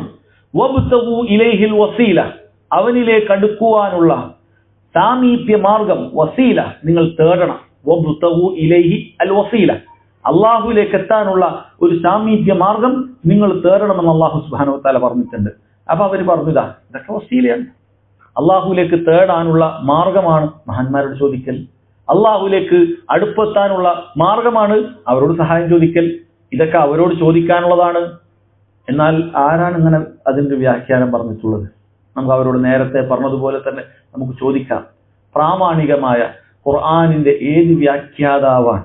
തഫ്സീറുകളിൽ എത്ര തഫ്സീറുകളുണ്ട്, അതിലേത് തഫ്സീറിലാണ് നിങ്ങൾക്ക് വബ്തഗു ഇലൈഹിൽ വസീല, അള്ളാഹുവിലേക്കുള്ള സാമീപ്യ മാർഗം നിങ്ങൾ കാംക്ഷിക്കുക, സ്വീകരിക്കുക എന്നതിന്റെ താല്പര്യമായിട്ട് അത് അള്ളാഹു അല്ലാത്ത ആളുകളോട് ചോദിക്കലാണ്, അള്ളാഹു അല്ലാത്ത ആളുകളോട് സഹായം ചോദിക്കലാണ്, മഹാന്മാരുടെ ഖബറിൽ പോയി അവരോട് പറയലാണ്, സാലിഹ്യങ്ങളോട് അവരോട് പറയലാണ് എന്ന് എവിടെയാണുള്ളത്? ഒരിക്കലുമില്ല. മറിച്ച് മുഫസ്സിറുകൾ ഒന്നടങ്കം പറഞ്ഞത് കാണാൻ സാധിക്കും. ഇതുകൊണ്ട് ഉദ്ദേശിക്കുന്നത് അള്ളാഹു കൽപ്പിച്ച കാര്യങ്ങൾ ചെയ്തിട്ട്, അള്ളാഹു വിലക്കിയിട്ടുള്ള കാര്യങ്ങളിൽ നിന്ന് വിട്ടുനിന്നിട്ട് അങ്ങനെ സൽക്കർമ്മങ്ങൾ ചെയ്തിട്ട് അള്ളാഹു സുബ്ഹാനഹു വ തആലയിലേക്ക് എത്താനുള്ള മാർഗം സ്വീകരിക്കുക എന്നുള്ളതാണ്. നമുക്ക് അഹ്ലുസുന്നത്തി വൽ ജമാഅത്തിന്റെ വിശ്വാസം പരിശോധിച്ചാൽ നമുക്ക് കാണാൻ സാധിക്കും, പരിശുദ്ധ ദീനുൽ ഇസ്ലാമിൽ 3 രൂപത്തിലുള്ള തവസ്സുൽ അനുവദിച്ചിട്ടുണ്ട്. 3 രൂപത്തിലുള്ള തവസ്സുൽ അനുവദിച്ചിട്ടുണ്ട്. അതിൽ ഒന്നാമത്തേത് അള്ളാഹുവിന്റെ നാമവിശേഷണങ്ങൾ നമ്മൾ എടുത്തു പറഞ്ഞുകൊണ്ട് നമ്മൾ ദുആ ചെയ്യലാണ്. അള്ളാഹു തആല പറഞ്ഞതുപോലെ വലില്ലാഹിൽ അസ്മാഉൽ ഹുസ്ന, അള്ളാഹു സുബ്ഹാനഹു വ തആലക്ക് മനോഹരമായ നാമങ്ങളുണ്ട്, ഫദ്ഉഹു ബിഹ, നിങ്ങൾ അതുകൊണ്ട് ദുആ ചെയ്യണം എന്ന് പറഞ്ഞിട്ടുണ്ട്. അങ്ങനെ ഒരു തവസ്സുലുണ്ട്. എന്താണ് ആ തവസ്സുൽ? നമ്മൾ അള്ളാഹു തആലയോട് റഹ്മത്തിനെ ചോദിക്കുകയാണ്. അല്ലാഹുമ്മ അർഹംനി യാ റഹ്മാൻ, റഹ്മാനായ റബ്ബേ എനിക്ക് കാരുണ്യം ചൊരിയണമേ എന്ന്. അള്ളാഹുവിന്റെ റഹ്മത്ത് കിട്ടാൻ എളുപ്പമാകുന്ന കാര്യമാണ് അല്ലാഹു നീ റഹ്മാന, അല്ലാഹുമ്മ അൻത റഹ്മാൻ അർഹംനി, അല്ലാഹു നീ റഹ്മാന, കാരുണ്യവാനാണ്, എല്ലാ ആളുകൾക്കും കരുണ ചെയ്യുന്നത് നീയാണ്, അതുകൊണ്ട് റഹംനി, എനിക്ക് കാരുണ്യം ചെയ്യണമേ എന്ന് അള്ളാഹിനോട് ചോദിക്കണം. ഇത് തവസ്സുലാണ്, അള്ളാഹുവിന്റെ നാമവിശേഷണങ്ങൾ എടുത്തു പറഞ്ഞുകൊണ്ട്. അതുപോലെ അല്ലാഹുമ്മ ഗ്ഫിർലി, അള്ളാഹുവെ നീ എനിക്ക് പുറത്തു തരണമേ. അൻതൽ ഗഫാർ, നീയാണ് പാപങ്ങൾ മുഴുവൻ പുറത്തു കൊടുക്കുന്ന അൽ ഗഫാർ, നീയാണ് അൽ ഗഫാർ. അൻത ഗാഫിറുൽ മുസ്നിബീൻ, പാപികൾക്ക് പുറത്തു കൊടുക്കുന്നവനാണ് നീ എന്ന് അള്ളാഹുവിന്റെ നാമങ്ങൾ വിശേഷണങ്ങൾ എടുത്തു പറഞ്ഞിട്ട് അള്ളാഹുവിനോട് പ്രാർത്ഥിച്ചാൽ അള്ളാഹു സുബ്ഹാനഹു വ തആല പെട്ടെന്ന് സ്വീകരിക്കുമെന്നാണ്. നമ്മളെ പല പ്രാർത്ഥനയിൽ നമുക്ക് കാണാൻ സാധിക്കും, റബ്ബന തഖബ്ബൽ മിന്ന ഇന്നക അൻതസ് സമീഉൽ അലീം, റബ്ബന തഖബ്ബൽ മിന്ന, അള്ളാഹുവെ നമ്മളിൽ നിന്ന് നീ ഇത് സ്വീകരിക്കണമേ. നമ്മളൊരു അമലുകൾ ചെയ്തിട്ട് അള്ളാഹിനോട് ചോദിക്കുന്ന ചോദ്യം റബ്ബന തഖബ്ബൽ മിന്ന, അള്ളാഹു ഈ പ്രവർത്തനം നീ സ്വീകരിക്കണം. ഇന്നക അൻതസ് സമീഉൽ അലീം, ഞങ്ങളുടെ ഈ പ്രവർത്തനം കേൾക്കുകയും അറിയുകയും ചെയ്യുന്ന റബ്ബാണല്ലോ നീ, ഞങ്ങളുടെ പ്രവർത്തനം സ്വീകരിക്കണം, നിങ്ങൾ ഇഖ്ലാസോടുകൂടി ചെയ്തതാണ് എന്ന് അള്ളാഹു സുബ്ഹാനഹു വ തആലയുടെ നാമം ഇന്നക അൻതസ് സമീഉൽ അലീം വതുബ് അലൈനാ, അള്ളാഹു ഞങ്ങൾക്ക് തൗബ തരണം, പാപങ്ങൾ സംഭവിച്ചു പോയിട്ടുണ്ട്, തൗബ ചെയ്യണം. അള്ളാഹു തആലയോട് ചോദിക്കണം വതുബ് അലൈനാ ഇന്നക അൻത തവ്വാബുർ റഹീം, നീ അങ്ങേയറ്റം പാപങ്ങൾ പുറത്തു കൊടുക്കുന്ന കാരുണ്യവാനായ റബ്ബാണ് നീ എന്ന് അള്ളാഹുവിനോട് ചോദിക്കാൻ പറയാം. ഇത് ഖുർആൻ ഉടനീളം അമ്പിയാക്കളുടെ പ്രാർത്ഥനകളായിട്ട് സ്വാലിഹീങ്ങളുടെ പ്രാർത്ഥനകളായിട്ട് നമുക്ക് പഠിപ്പിച്ചെന്ന കാര്യം. ഇത് അനുവദിക്കപ്പെട്ട തവസ്സുലാണ്. ഒന്ന് വബ്തഗു ഇലൈഹിൽ വസീല എന്ന് പറഞ്ഞാൽ ഈ രൂപത്തിൽ അള്ളാഹുവിലേക്ക് അടുക്കാം. രണ്ടാമത്തെ കാര്യം സഹോദരങ്ങളെ, നമ്മൾ ചെയ്ത സ്വാലിഹായ നല്ല കർമ്മങ്ങൾ ഉണ്ട് എന്ന് നമുക്കറിയുന്ന കർമ്മങ്ങൾ ഉണ്ട് എങ്കിൽ അള്ളാഹുവിനോട് അത് എടുത്തു പറയലാണ്. അള്ളാഹുവെ നിന്റെ വജഹ് ഉദ്ദേശിച്ച് നിന്റെ പ്രതിഫലം മാത്രം കിട്ടണം, നാളെ നിന്നെ കണ്ടുമുട്ടണം എന്ന ആഗ്രഹത്തോടു കൂടിയാണ് ഞാൻ അങ്ങനെ ഒരു കാര്യം ചെയ്തത്, ഇന്നൊരു പാവപ്പെട്ടവൻ ഞാൻ സഹായിച്ചത്, ഇന്നൊരു രൂപത്തിൽ ഞാൻ കാര്യങ്ങൾ ചെയ്തത്. റബ്ബേ ഈ കാര്യം ഞാൻ നിനക്ക് വേണ്ടിയാണ് ചെയ്തത്, അതുകൊണ്ട് എനിക്കിപ്പോൾ സംഭവിച്ച ഈ പ്രയാസം നീ നീക്കി തരണമേ എന്ന് നമുക്ക് അള്ളാഹു തആലയോട് ചോദിക്കാം. അത്രയൊരു സംഭവം നബി സല്ലല്ലാഹു അലൈഹി വസല്ലം നമുക്ക് പറഞ്ഞു തന്നിട്ടുണ്ട്. 3 ആളുകൾ ഒരു ഗുഹയിൽ പ്രവേശിച്ചപ്പോൾ പെട്ടെന്ന് ആ ഗുഹാമുഖം ഒരു വലിയ പാറക്കല്ല് കൊണ്ട് അടഞ്ഞുപോയി. അവർക്ക് പുറത്തേക്ക് എത്താൻ കഴിയുന്നില്ല. അവർ മരണം മുന്നിൽ കാണണം. ഇതിനാൽ കാരണം അവിടെ വിളിച്ച ഒരാൾ പുറത്തു കേൾക്കുകയില്ല, കൂരിരുട്ടാണ്.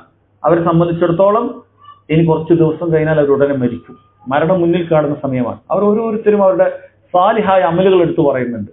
അതിൽ ചില ആളുകൾ അവർ പറയുന്നത് അവർക്ക് ലഭിച്ചിട്ടുള്ള ഒരുപാട് സമ്പത്ത് അത് മറ്റൊരാളുടേതായിരുന്നു, അത് അയാൾ അറിയുക പോലുമില്ല, പക്ഷേ നിന്റെ വജഹ് ഉദ്ദേശിച്ചുകൊണ്ട് ഞാൻ അത് അയാൾക്ക് തിരിച്ചു നൽകി. വേറൊരാൾ പറയുന്നത് അവരുടെ മാതാപിതാക്കളെ നന്നായി പരിപാലിച്ചതിന്റെ ഒരു സംഭവമാണ്. വേറൊരാൾ പറയുന്നത് അയാൾക്കൊരു വ്യഭിചാരത്തിൽ ഏർപ്പെടാനുള്ള ഒരവസരം ഉണ്ടായിട്ടും അതിനുള്ള എല്ലാ വഴികളും ഉണ്ടായിട്ടും അള്ളാഹുവിന്റെ വജുദ്ദേശിച്ച് അവൻ അതിൽ നിന്ന് മാറി നിന്നതാണ്. ഇങ്ങനെ അവൻ ചെയ്ത സൽക്കർമ്മങ്ങൾ അവരെടുത്തു പറഞ്ഞപ്പോൾ ഒരാൾക്ക് പുറത്തേക്ക് കടക്കാനുള്ള അത്രയും ആ ഗുഹ അത് നീങ്ങുകയാണ്. ഓരോരുത്തർ പറയുമ്പോൾ അത് അല്പാൽപമായി നീങ്ങി. അവസാനം മൂന്നാമത്തെ ആളും കൂടി പറഞ്ഞപ്പോൾ ഒരാൾക്ക് പുറത്തേക്ക് കടക്കാൻ പാകത്തിൽ ആ ഗുഹാമുഖം അത് തുറന്നു. അവർക്ക് രക്ഷപ്പെടാൻ സാധിച്ചു. ഇത് നബി സല്ലല്ലാഹു അലൈഹി വസല്ലം സഹാബത്തിന് പഠിപ്പിച്ചു തന്നിട്ടുണ്ട്. ഇത് നമുക്ക് ചെയ്യാൻ പറ്റുന്ന കാര്യമാണ്. അല്ലാഹു തആല ഖുർആനിൽ ഇത് പറഞ്ഞു തന്നിട്ടുമുണ്ട്. റബ്ബനാ ഇന്നന ആമന്ന റബ്ബേ ഞങ്ങൾ ഇതാ നിന്നിൽ വിശ്വസിച്ചിരിക്കുന്നു, ഫഗ്ഫിർ ലനാ ദുനൂബന, അതിനാൽ നീ ഞങ്ങളുടെ പാപങ്ങൾ പുറത്തു തരണമേ എന്നാണ്. അത് വിശ്വാസം സ്വീകരിക്കുക എന്ന് പറയുന്ന ഏറ്റവും വലിയ സൽക്കർമ്മമാണ്. അത് ഞങ്ങൾ ചെയ്തിരിക്കുന്നു റബ്ബേ, അതുകൊണ്ട് ഫഗ്ഫിർ ലനാ ദുനൂബന, ഞങ്ങളുടെ പാപം പുറത്തു തരണമേ എന്ന നമ്മുടെ സൽക്കർമ്മങ്ങൾ എടുത്തു പറഞ്ഞ് ദുആ ചെയ്യാൻ അല്ലാഹു സുബ്ഹാനഹു വ തആല ഖുർആനിൽ പറഞ്ഞിട്ടുണ്ട്. മൂന്നാമത് പറയുന്ന കാര്യമാണ് പലപ്പോഴും ഈ ആളുകൾ ദുർവ്യാഖ്യാനിക്കാറുള്ളത്. അതെന്താണെന്ന് വെച്ചാൽ സ്വാലിഹായ ഒരു മനുഷ്യന്റെ ദുആ കൊണ്ട് ചെയ്യുന്ന തവസ്സുൽ, അത്തവസ്സുൽ ബിദുആഇർ റജുലി സ്വാലിഹ്. സ്വാലിഹായ ഒരു മനുഷ്യനോട് നമുക്ക് തവസ്സുൽ ചെയ്യാം. എന്താണ് അത് തവസ്സുൽ കൊണ്ട് ഉദ്ദേശിക്കുന്നത്? സ്വാലിഹായ ഒരു മനുഷ്യൻ അയാൾ ജീവിതകാലത്ത് അയാളോട് പോയി നമ്മൾ പറയാം, പ്രയാസങ്ങളുണ്ട്, നിങ്ങളൊന്ന് ദുആ ചെയ്യണം, ബുദ്ധിമുട്ടുണ്ടോ എന്ന് ദുആ ചെയ്യണം, അള്ളാഹുവിനോട് ദുആ ചെയ്യണം. നമുക്ക് സ്വാലിഹായ നല്ലൊരു മനുഷ്യൻ, കാരണം സ്വാലിഹായ മനുഷ്യന്റെ ഗുണം എന്ന് വെച്ചാൽ അദ്ദേഹം ദുആ ചെയ്താൽ പെട്ടെന്ന് ഉത്തരം കിട്ടും. അങ്ങനെ സ്വാലിഹായ മനുഷ്യന്മാരുണ്ട്. അപ്പൊ അവരോട് നമ്മൾ പറയണം, എൻ്റെ ഒരു പ്രയാസമുണ്ട്, നിങ്ങളൊന്ന് ദുആ ചെയ്യണം. നബി സല്ലല്ലാഹു അലൈഹി വസല്ലമയുടെ അടുക്കൽ ഒരു മനുഷ്യൻ വന്ന് അവിടുന്ന് ഖുതുബയിൽ ഖുതുബ പറഞ്ഞുകൊണ്ടിരിക്കുമ്പോൾ ഒരു മനുഷ്യൻ വന്ന് പറയുന്നത് നമുക്ക് കാണാൻ സാധിക്കും, യാ റസൂലല്ലാഹ് ഹലകത്തിൽ അംവാൽ മൻ ഖതഅത്തി സുബുൽ, അല്ലാഹുവിന്റെ റസൂലേ സമ്പത്തൊക്കെ നശിച്ചു, ഇതെല്ലാവിധ വഴികളും അടഞ്ഞുപോയി, ഫദ്ഉല്ലാഹ അസ്സ വജല്ല യഗ്സ്ന, അല്ലാഹു തആലയോട് മഴ പെയ്യിപ്പിക്കാൻ ദുആ ചെയ്യണമേ എന്ന് നബി സല്ലല്ലാഹു അലൈഹി വസല്ലമയോട് ദുആ ആവശ്യപ്പെടുകയാണ് കാര്യങ്ങൾ. മുസ്ലിം ഉടൻ തന്നെ അവിടെ വെച്ച് കൈകൾ ഉയർത്തി ദുആ ചെയ്തു. ഉടൻ തന്നെ മഴ പെയ്യുകയും ചെയ്തു. പിന്നീട് അദ്ദേഹത്തെ തന്നെ പിന്നീട് വന്നിട്ട് മഴ നിൽക്കാൻ വേണ്ടി, മഴ ഒരുപാടായപ്പോൾ അവിടെ വെള്ളപ്പൊക്കം ഉണ്ടായി, മഴ നിൽക്കാൻ വേണ്ടി ദുആ ചെയ്യാൻ പറഞ്ഞു. വിശ്വാസം ദുആ ചെയ്തു. അതേപോലെ ഉമർ ബിൻ ഖത്താബ് റളിയല്ലാഹു അൻഹു അദ്ദേഹത്തിന്റെ ഭരണകാലത്ത് ഉവൈസുൽ ഖർണിയെ കണ്ടുമുട്ടിയപ്പോൾ അദ്ദേഹം ഒരു സ്വാലിഹായ മനുഷ്യനാണ്. നബി സല്ലല്ലാഹു അലൈഹി വസല്ലം ജീവിച്ചിരിക്കുന്ന കാലത്ത് അദ്ദേഹം ജീവിച്ചിട്ടുണ്ട്, പക്ഷെ സ്വഹാബിയാൻ സാധിച്ചിട്ടില്ല, നബി സല്ലല്ലാഹു അലൈഹി വസല്ലം കണ്ടുമുട്ടാൻ പറ്റിയിട്ടില്ല ഉമ്മയെ നോക്കുന്ന കാര്യത്താൽ. അദ്ദേഹം നല്ലൊരു മനുഷ്യനാണ്. ആരെങ്കിലും അദ്ദേഹത്തെ കണ്ടുമുട്ടിയാൽ ദുആ ചെയ്യാൻ പറയാം എന്നുള്ളത് ഹദീസുകളിൽ കാണാൻ സാധിക്കും. റളിയല്ലാഹു അൻഹു കണ്ടപ്പോൾ അദ്ദേഹം ചോദിച്ചു, നിങ്ങൾ ഉവൈസുൽ ഖർണിയാണോ? അതുപോലും അദ്ദേഹം പറയാൻ വന്നിട്ടില്ല. ആണെന്ന് പറഞ്ഞപ്പോൾ ദുആ ചെയ്യാൻ പറഞ്ഞത് നമുക്ക് കാണാൻ സാധിക്കും. ഇമാം മുസ്ലിം അത് ഉദ്ധരിച്ചിട്ടുണ്ട്. സ്വാലിഹായ മനുഷ്യന്മാരോട് ദുആ ചെയ്യാൻ ആവശ്യപ്പെട്ടതാണ്. അതുപോലെ നബി സല്ലല്ലാഹു അലൈഹി വസല്ലം വഫാത്തിന് ശേഷം മഴയ്ക്ക് വേണ്ടി സ്വഹാബികൾ തവസ്സുലാക്കിയത് ആരെയാണ്? അബ്ബാസ് റളിയല്ലാഹു അൻഹുവിനാണ്. അബ്ബാസ് റളിയല്ലാഹു അൻഹുവിനോട് അവർ പറഞ്ഞിട്ടുണ്ട് ഉമർ റളിയല്ലാഹു അൻഹുവിന്റെ കാലഘട്ടത്തിൽ, ഞങ്ങളിതാ താങ്കളുടെ റസൂലിനോടാണ്, അതായത് നബി സല്ലല്ലാഹു അലൈഹി വസല്ലം ഉപ്പയുടെ സഹോദരനാണ് ആര്? അബ്ബാസ് റളിയല്ലാഹു അൻഹു. അപ്പോൾ താങ്കളുടെ അമ്മിനോടാണ് ഞങ്ങളിതാ നേരത്തെ ദുആ ചെയ്യാൻ പറഞ്ഞത്, നബി സല്ലല്ലാഹു അലൈഹി വസല്ലം ദുആ ചെയ്യാൻ പറഞ്ഞത്. ഇന്നിതാ താങ്കളോട് ഞങ്ങൾ ദുആ ചെയ്യാൻ പറയാൻ, അത് ദുആ ചെയ്യാൻ. സഹോദരങ്ങളെ, നമ്മളങ്ങനെ നോക്കിക്കഴിഞ്ഞാൽ ജീവിച്ചിരിക്കുന്നവരോടല്ലാതെ സ്വഹാബികളോ താബിഈങ്ങളോ ഇങ്ങനെ ദുആ ചെയ്യാൻ ആവശ്യപ്പെടുന്നത് ജീവിച്ചിരിക്കുന്നവരല്ലാതെ മറ്റൊരാളോട് നമുക്ക് കാണാൻ സാധിക്കുകയില്ല. അല്ല, അങ്ങനെ ഖബറിന്റെ അടുക്കൽ പോയി അവരോട് ആവശ്യപ്പെടാൻ പറ്റുമെങ്കിൽ സ്വഹാബികൾ ഒന്നടക്കം റസൂലുള്ളാഹി സ്വല്ലല്ലാഹു അലൈഹി വസല്ലം ഖബറിന്റെ അടുക്കൽ വരണം. അവർക്ക് എവിടെയും പോകേണ്ട, യാത്ര പോലും ചെയ്യേണ്ട ആവശ്യം മദീനത്താണ്. അവർ പല പ്രയാസങ്ങളും കണ്ടു. അവരൊരിക്കൽ പോലും, അവരിൽ ഒരാൾ പോലും നബി സല്ലല്ലാഹു അലൈഹി വസല്ലമയുടെ ഖബറിന്റെ അടുക്കൽ വന്ന് ഞങ്ങൾക്ക് പ്രയാസമുണ്ട് നീക്കിത്തരണം എന്ന് പറയുന്ന ഒരു രേഖയുമില്ല. സ്വഹീഹായി ഉദ്ധരിക്കപ്പെടുന്ന ഒരു ഉദ്ധരണി പോലും ഒരു സ്വഹാബിയിൽ നിന്നുമില്ല, ഒരു താബിയിൽ നിന്നുമില്ല, ഒരു അത്ബാഉ താബിയിൽ നിന്നുമില്ല, മദീനക്കാരിൽ നിന്ന് ഒരാളിൽ നിന്നുമില്ല. അവരെല്ലാം മദീനക്കാരാണ്. ഇമാം മാലിക് റഹിമഹുല്ലാഹ് മദീനക്കാരനാണ്. അങ്ങനെ അദ്ദേഹത്തിന്റെ ശിഷ്യന്മാർ, അവരിൽ നിന്ന് ഒരാളിൽ നിന്ന് പോലും അവർ ജീവിതത്തിൽ ഒരു പ്രയാസം വന്നപ്പോൾ, ബുദ്ധിമുട്ട് വന്നപ്പോൾ നബി സല്ലല്ലാഹു അലൈഹി വസല്ലമയുടെ ഖബറിന്റെ അടുക്കൽ പോയി അള്ളാഹുവിനോട് ദുആ ചെയ്യണമേ എന്നുപോലും ആവശ്യപ്പെടുന്നത് നമുക്ക് കാണാൻ സാധിക്കുകയില്ല. കാരണം അത് വ്യക്തമായ ശിർക്കാണ്. മരിച്ചുപോയതോടുകൂടി അവരോട് നമുക്കത് ചോദിക്കാൻ അനുവാദമില്ല. അല്ലാഹു സുബ്ഹാനഹു വ തആല അങ്ങനെ ഒരു കഴിവ് ഒരു ഖബറാളിക്കും നൽകിയിട്ടില്ല. മരിച്ചുപോയാൽ അത് കേൾക്കുകയും അത് ഉത്തരം ചെയ്യുകയും ചെയ്യാന്നുള്ളത്. അല്ലാഹു തആല പറഞ്ഞു, ഇൻ തദ്ഉഹും, നിങ്ങൾ അവരോട് ചോദിച്ചാൽ ലാ യസ്മഉ ദുആഅക്കും, അവർ നിങ്ങളുടെ ദുആക്ക് ഉത്തരം ചെയ്യുകയില്ല. വലൗ സമിഉ, നിങ്ങൾ ഇനി കേൾക്കുമെന്ന് സങ്കല്പിച്ചാൽ ശരി, മസ്തജാബു ലക്കും, അവർ നിങ്ങൾക്ക് ഉത്തരം ചെയ്യുകയില്ല. വയൗമൽ ഖിയാമത്തി യക്ഫുറൂന ബിശ്ശിർക്കിക്കും, നിങ്ങൾ അങ്ങനെ ഖബറിലുള്ള ആളോട് ചോദിച്ച് ഉത്തരം കിട്ടുമെന്ന് പ്രതീക്ഷിക്കുന്ന നിങ്ങളുടെ ശിർക്ക് അവർ ഖിയാമത്ത് നാളിൽ അവർ അതിനെ എതിർക്കുന്നതായിരിക്കും. അവരതിനെ നിഷേധിക്കുന്നതായിരിക്കും. ആരാണ് നിങ്ങളോട് പറഞ്ഞതെന്ന് ചോദിക്കും. ആരാണ് എന്റെ ഖബറിന്റെ അടുക്കൽ വന്ന് എന്നോട് ചോദിക്കാൻ പറഞ്ഞത് എന്നുള്ളത് ഈ മുവഹ്ഹിദീങ്ങളായ അമ്പിയാക്കളും സാലിഹ്യങ്ങളും നിഷേധിച്ചുകൊണ്ട് ഈ ആളുകളോട് ചോദിക്കുന്ന. അപ്പൊ മേൽപോട്ട് നോക്കേണ്ടി വരും. അപ്പൊ ഉത്തരം ഉണ്ടാവുകയില്ല. കാരണം അവര് പറഞ്ഞിട്ടില്ലല്ലോ, അവര് പഠിപ്പിച്ചിട്ടില്ലല്ലോ. പിന്നെ ആരാണ് നിങ്ങളോട് പറഞ്ഞത് എന്ന് ചോദിച്ചാൽ ആരാണ് ഉത്തരം പറയണം? മഹാന്മാരുടെ ഖബറിന്റെ അടുക്കൽ പോയി അവരോട് ആവശ്യ പൂർത്തീകരണത്തിൽ ചോദിക്കാം എന്നെവിടെയാണുള്ളത്? ഖുർആനിൽ ഏതെങ്കിലും ഒരു ആയത്തിലുണ്ടോ? ഹദീസുകളിൽ എവിടെയെങ്കിലും ഉണ്ടോ? എവിടെയുമില്ല. ചില ദുർവ്യാഖ്യാനങ്ങൾ അവർ കൊണ്ടുവരുന്നു എന്നല്ലാതെ. ആ ദുർവ്യാഖ്യാനങ്ങൾ വന്നാൽ പോലും ഒരു മുസ്ലിമിനെ സംബന്ധിച്ചിടത്തോളം ദീന് പഠിക്കാൻ എത്ര എളുപ്പമാണ്. അവരോട് ചോദിച്ചാൽ പോരെ, ഖുർആനിൽ ഇങ്ങനെ ഒരു വ്യാഖ്യാനമുണ്ട് എങ്കിൽ, ഇങ്ങനെ ഒരു ഹദീസ് ഉണ്ട് എങ്കിൽ എന്തുകൊണ്ട് ഒരു സ്വഹാബി പോലും അതൊരു അമലാക്കിയിട്ടില്ല? സ്വഹാബികൾ പറഞ്ഞത് ഞങ്ങൾ 10 ആയത്ത് പഠിച്ചാൽ 11ാമത്തെ ആയത്ത് പഠിക്കുകയില്ല, ഞങ്ങൾ ഇത് വെച്ച് അമലാക്കിയിട്ടല്ലാതെ എന്നുള്ളത്. ചില ആളുകൾ സൂറത്തു നിസായിൽ 64ാമത്തെ ആയത്തൊക്കെ എടുത്തുകൊണ്ട് വന്നിട്ട് ഇത് ഖബറിൽ ആളോട് ചോദിക്കാനാണ്. കാരണം റസൂലുള്ളാഹി സ്വല്ലല്ലാഹു അലൈഹി വസല്ലം ജീവിച്ചിരിക്കുന്ന കാലത്ത് റസൂലിനോട് ദുൽമ ചെയ്ത ആളോട് റസൂലിന്റെ അടുക്കൽ വന്നിട്ട് പൊറുത്തു തരണമെന്ന് പറഞ്ഞതും അള്ളാഹിനോട് എനിക്ക് വേണ്ടി പൊറുക്കലിനെ ചോദിക്കണമെന്ന് പറഞ്ഞതുമായ ആയത്ത് ഇവർ ദുർവ്യാഖ്യാനിച്ചുകൊണ്ട് പറയണത്. മരിച്ചാലും അങ്ങനെ തന്നെയാണ്, അത് ഹുക്കുമിൽ വ്യത്യാസമൊന്നുമില്ല. റസൂൽ ജീവിച്ചിരിക്കുമ്പോൾ മരിച്ചാലൊക്കെ ഒരുപോലെ തന്നെയാണ്. കാരണം ആ ആയത്തിന്റെ പശ്ചാത്തലം കാണാൻ സാധിക്കും. ഒരു മനുഷ്യൻ അയാൾക്കൊരു അബദ്ധം സംഭവിച്ചു, റസൂൽ സല്ലല്ലാഹു അലൈഹി വസല്ലമയോട് വിധി ചോദിക്കേണ്ടതിന് പകരം കഅബ് ബിൻ അഷ്റഫ് എന്ന് പറയുന്ന യഹൂദിയോട് വിധി ചോദിച്ചു. കാരണം അയാൾക്കറിയാം റസൂലിനോട് വിധി ചോദിച്ചാൽ ഇയാളും യഹൂദിയുമായിട്ടുള്ള പ്രശ്നമാണത്, ഇയാളും ജൂതനും തമ്മിലുള്ള ഒരു പ്രശ്നമാണത്. അതിന്റെ വിധി ഇസ്ലാമിന്റെ വിധി വന്നാൽ ഇയാൾക്ക് അനുകൂലമായിരിക്കില്ല എന്നുള്ളത് ഈ മനുഷ്യനറിയാം. അയാൾ മുനാഫിഖായിരുന്നു, സ്വഹാബിയല്ല. സ്വഹാബികളുടെ കൂട്ടത്തിൽ ഒരു തരിച്ച മുനാഫിഖായിരുന്നു, സ്വഹാബിയല്ല. അപ്പൊ അയാൾ അങ്ങനെ പറഞ്ഞപ്പോ ഇദ്ദേഹം ഈ കഅബ് ബിൻ അഷ്റഫ് ഈ പറയുന്ന യഹൂദി പറയുന്നത് റസൂലുള്ളാഹിന്റെ വിധിമതി എന്നാണ്, ഇസ്ലാമിന്റെ വിധിമതി എന്നാണ്. കാരണം അയാൾക്ക് അതാണ് ശരി, അയാൾക്ക് അത് അനുകൂലമായിരിക്കും. പക്ഷെ ഇയാൾ കഅബ് ബിൻ അഷ്റഫിന്റെ അടുക്കൽ, കാരണം യഹൂദി പണ്ഡിതനാണ്, അയാളുടെ അടുക്കൽ പോയാൽ മതി എന്ന് പറഞ്ഞു. ഇത് അല്ലാഹു സുബ്ഹാനഹു വ തആല ആയത്തിറക്കിയതാണ്. ഈ ചെയ്തത് വലിയ ദുൽമാണ്. റസൂലിന്റെ അടുക്കൽ നീ പോയിട്ടില്ല, വിധിയാടാ. അതുകൊണ്ട് റസൂൽ സല്ലല്ലാഹു അലൈഹി വസല്ലമയോട് നീ എന്ത് ചെയ്യണം? നീ എനിക്ക് പുറത്തു തരാൻ പറയണം. റസൂലിനോട് ചെയ്തൊരു ഹക്കാണ്. നമ്മളോട് ഒരാളൊരു അബദ്ധം ചെയ്താൽ എനിക്ക് പുറത്തു തരാൻ നമ്മൾ പറയും. അത് അനുവദനീയമല്ല, അനുവദനീയമാണ്. എനിക്കൊരു മുൻപ് ചെയ്താൽ നീ എനിക്ക് പുറത്തു തരില്ലേ എന്ന് പറഞ്ഞാൽ എന്താണ് ഇതിന്റെ അർത്ഥം? ഞാൻ വിട്ടുവന്നു, മാപ്പാക്കുക എന്നാണ് അതിന്റെ അർത്ഥം. അപ്പൊ റസൂലിനോട് നീ മാപ്പ് ചോദിക്കണം. അതുപോലെ നീ അള്ളാഹുവിനോട് മാപ്പാക്കി തരാൻ റസൂലിനോട് പറയുമ്പോൾ, ഇത് ജീവിച്ചിരിക്കുന്ന കാലത്ത് ഒരു അബദ്ധം സംഭവിച്ച ഒരാളുടെ പേരിൽ വന്ന ഒരായത്താണ്. ഇതിനവർ ദുർവ്യാഖ്യാനിച്ചുകൊണ്ട് മരിച്ചാൽ പോലും ഇത് ഖബറിന്റെ അടുക്കൽ പോയിട്ട് ചെയ്യണം എന്ന് വാദിക്കണം. അപ്പൊ അവരോട് ഒരൊറ്റ കാര്യം പറയാനുള്ളൂ, ഈ ആയത്തിനെ ഏതെങ്കിലും ഒരു സ്വഹാബി അമലാക്കിയതായി സ്വഹീഹായ ഒരു ഉദ്ധരണി കൊണ്ടുവരാൻ പറ്റുമോ? കാരണം ചില ദുർബലമായ പരമ്പരകളൊക്കെ അവർ കൊണ്ടുവരും. ഇങ്ങനെ ഇബ്നു കസീർ ഒരു ഉത്ബിക്ക് അത് ഉദ്ധരിച്ചിട്ടുണ്ട്. ഒരു മനുഷ്യൻ വന്നിട്ട്, ഏതോ ഒരു മനുഷ്യൻ, ആരാണെന്ന് പേരില്ല, ഏതോ ഒരു മനുഷ്യൻ വന്നിട്ടുണ്ട്. എന്നിട്ട് ഈ പറയുന്ന സനത് അതിന് യാതൊരു പിൻബലവുമില്ല, വഈഫായ ദുർബലമായ ഒരു പരമ്പരയും കൊണ്ടുവന്നിരിക്കുകയാണ്. അത് അള്ളാഹുവിന്റെ ഒരു പരീക്ഷണമായിരിക്കും അവരെ സംബന്ധിച്ചിടത്തോളം. അള്ളാഹു സുബ്ഹാനഹു വ തആലയുടെ ഒരു പരീക്ഷണം മാത്രമല്ലാതെ ഒന്നുമല്ല.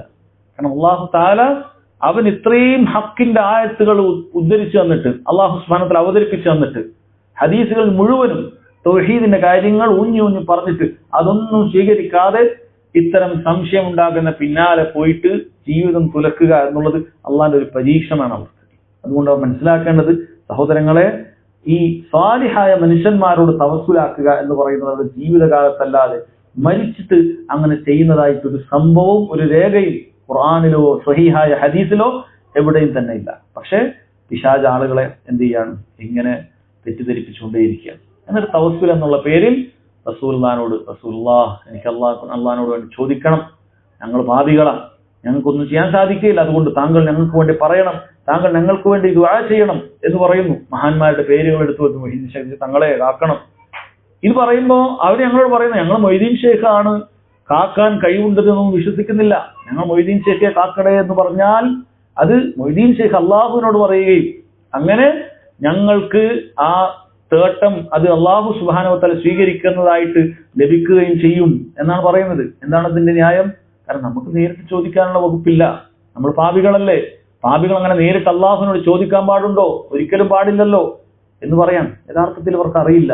മക്കയിലുള്ള മുശ്രിക്കുകളും അള്ളാഹു അല്ലാത്ത ആളുകൾക്ക് ആരാധനകൾ അർപ്പിക്കുമ്പോൾ ഈ ഒരു ന്യായം തന്നെയാണ് പറഞ്ഞത്. സൂറത്തു സുമറിൽ 3-ാമത്തെ ആയത്തിൽ അവർ പറയുന്ന ന്യായം അള്ളാഹു തആല പറയാണ്, മാ നഅ്ബുദുഹും, ഞങ്ങൾ ലാത്തയോ ഇസ്സയോ മനാത്തയോ ഒരാളെയും ആരാധിച്ചിട്ടില്ല, ആരാധനകൾ എന്തെങ്കിലും നൽകിയിട്ടില്ല. ഇല്ലാ ലിയുഖർരിബൂന ഇലല്ലാഹി സുൽഫ. ഈ ആളുകൾ അള്ളാഹുവിലേക്ക് ഞങ്ങളെ അടുപ്പിക്കുന്നതിന് വേണ്ടിയിട്ടല്ലാതെ, ഇല്ലാ ലിയുഖർരിബൂന, ഈ ആളുകൾ ഞങ്ങളെ അടുപ്പിക്കണം അള്ളാഹുവിന്റെ അടുക്കൽ, അതിനു വേണ്ടി ഞാൻ ചോദിച്ചിട്ടുള്ളൂ എന്ന് മക്കയിലെ മുശ്രിക്കുകളും പറഞ്ഞിട്ടുണ്ട്. ഇതേ ന്യായമാണ് ഈ ആളുകൾ പറയുന്നത്. അതുകൊണ്ട് സഹോദരങ്ങളെ, അതൊന്നും തവസ്സുലല്ല, അത് ശിർക്കിയായ തവസ്സുലാണ്. ഇടയാളന്മാരെ നിശ്ചയിക്കുക എന്നുള്ളത് ദീനുൽ ഇസ്ലാം പഠിപ്പിച്ചിട്ടുള്ള കാര്യമല്ല. മറിച്ച് അല്ലാഹു സുബ്ഹാനഹു വ തആല പറഞ്ഞിട്ടുള്ളത് എന്താണ്? അള്ളാഹുവിനോട് മാത്രം നിങ്ങൾ ചോദിക്കണം. ഇദാ സഅൽത ഫസ്അലില്ലാഹ്. നബി സല്ലല്ലാഹു അലൈഹി വസല്ലം നമ്മെ പഠിപ്പിച്ച കാര്യമാണ്. നീ ചോദിക്കുമ്പോൾ അള്ളാഹിനോട് ചോദിക്കണം. വഇദാ ഇസ്തഅൻത ഫസ്തഇൻ ബില്ലാഹ്. നീ സഹായം ചോദിക്കുമ്പോൾ അള്ളാഹു സുബ്ഹാനഹു വ തആലയോട് സഹായം ചോദിക്കണം. ഇതാണ് നബി സല്ലല്ലാഹു അലൈഹി വസല്ലം പറഞ്ഞത്. ഇതിനു പുറമെ നബി സല്ലല്ലാഹു അലൈഹി വസല്ലം നീ സഹായം ചോദിക്കുകയാണെങ്കിൽ എന്റെ ഖബറിലേക്ക് വരണം എന്ന് പറയുന്ന ഒരു ഹദീസ് എവിടെയും കാണാൻ പറ്റൂല. നിങ്ങൾ സഹായം ആവശ്യപ്പെടുമ്പോൾ, പ്രയാസം കൊടുമിരി കൊള്ളുമ്പോൾ നിങ്ങൾ സ്വാലിഹീങ്ങളുടെ അടുക്കലെത്തണം, എന്നിട്ട് നിങ്ങളുടെ ആവശ്യങ്ങൾ അവരോട് പറയണം എന്ന് റസൂലുള്ളാഹിന്റെ വാക്ക് എവിടെയും കിട്ടൂല. ഒരു സ്വഹാബിയുടെയും കിട്ടൂല, ഒരു താബിഈയുടെയും കിട്ടൂല, 4 അയിമ്മത്തുകളുടെയും കിട്ടുകയില്ല, അഹ്ലുസുന്നത്ത് വൽ ജമാഅത്തിന്റെ ഒരു ഇമാമിന്റെയും അവർക്ക് കിട്ടുകയില്ല. മറിച്ച് ഇതൊക്കെ ഷിയാക്കളിൽ നിന്നും കടമെടുത്തുകൊണ്ട് അവർ അങ്ങനെ പുതിയൊരു ഇസ്ലാമാക്കാൻ മാറ്റിയത് യഥാർത്ഥത്തിൽ ഇസ്ലാമല്ല. അത് ദീനുൽ ഇസ്ലാം ഏതൊരു തിന്മയാണോ ഏറ്റവും ഗൗരവമുള്ള തിന്മയായി പരിചയപ്പെടുത്തിയത്, ആ ഷിർക്കാണത്. ദീനുൽ ഇസ്ലാം അതിനെതിരാണ്. ദീനുൽ ഇസ്ലാമും കുഫറും തമ്മിൽ വേർപിരിയുന്ന പ്രധാനപ്പെട്ട ഒരു കാര്യം ഷിർക്കും കുഫറും മാത്രമാണ്. അതുപോലെ തന്നെ നിസ്കാരം ഒഴിവാക്കലും, ബാക്കിയുള്ള എന്ത് തിന്മകളുണ്ട് എങ്കിലും ശരി, നിനക്ക് മുസ്ലിമാകാം. കുഫറോ ഷിർക്കോ നിസ്കാരം ഒഴിവാക്കലോ ഉണ്ടെങ്കിലാണ് നീ ദീനുൽ ഇസ്ലാം നേർക്ക് നേരെ പുറത്തു പോകുന്നത്. മറ്റെന്ത് കാര്യങ്ങളാണെങ്കിലും ശരി, അള്ളാഹുവിന്റെ കഴിയില്ല. അള്ളാഹു സുബ്ഹാനഹു വ തആല ഉദ്ദേശിച്ചാൽ നിനക്ക് പുറത്തു വന്നേക്കാം. പക്ഷെ ഈ 3 കാര്യം നിനക്ക് സംഭവിച്ചത് നീ ദീനിന് പുറത്തുപോയി, നീ ഷിർക്ക് ചെയ്തു, നീ കുഫർ ചെയ്തു, പിന്നെ ദീനിൽ നിനക്ക് യാതൊരു സ്ഥാനവും ഇല്ല. കാരണം ദീനുൽ ഇസ്ലാം ഷിർക്കും കുഫറും ചെയ്യുന്ന ആളുകളുടെ ബാഹ്യമായ രൂപങ്ങൾക്കോ വേഷങ്ങൾക്കോ ഒരു വിലയും കൽപ്പിക്കുന്നില്ല. ഒന്നും അള്ളാഹു സുബ്ഹാനഹു വ തആല പരിഗണിക്കുകയില്ല. അള്ളാഹു തആല അതിലേക്ക് തിരിഞ്ഞു നോക്കുകയില്ല എന്നുള്ളത് സഹോദരങ്ങളെ അറിയപ്പെട്ടുള്ള കാര്യമാണ്. അപ്പോൾ നമ്മൾ പറഞ്ഞു വന്ന കാര്യം, തവസ്സുൽ, സാലിഹ്യങ്ങളോടുള്ള തവസ്സുൽ അത് അനുവദിക്കപ്പെട്ടത് ജീവിച്ചിരിക്കുന്ന സമയത്ത് അവരോട് നിങ്ങൾ അള്ളാഹുവിനോട് എനിക്ക് വേണ്ടി ദുആ ചെയ്യണം എന്ന് നമ്മൾ ആവശ്യപ്പെടലാണ്. അതിനു പുറമെ മറ്റൊരു തെളിവും അവർക്ക് ഉദ്ധരിക്കാൻ സാധിക്കുകയില്ല. അപ്പോൾ തവസ്സുലിന്റെ പേരിലാണ് പലപ്പോഴും ആളുകൾ എന്ത് ചെയ്യാറുള്ളത്, ഇങ്ങനെ അബദ്ധത്തിൽ സംഭവിക്കാറുള്ളത് എന്നാണ് പറയുന്നത്.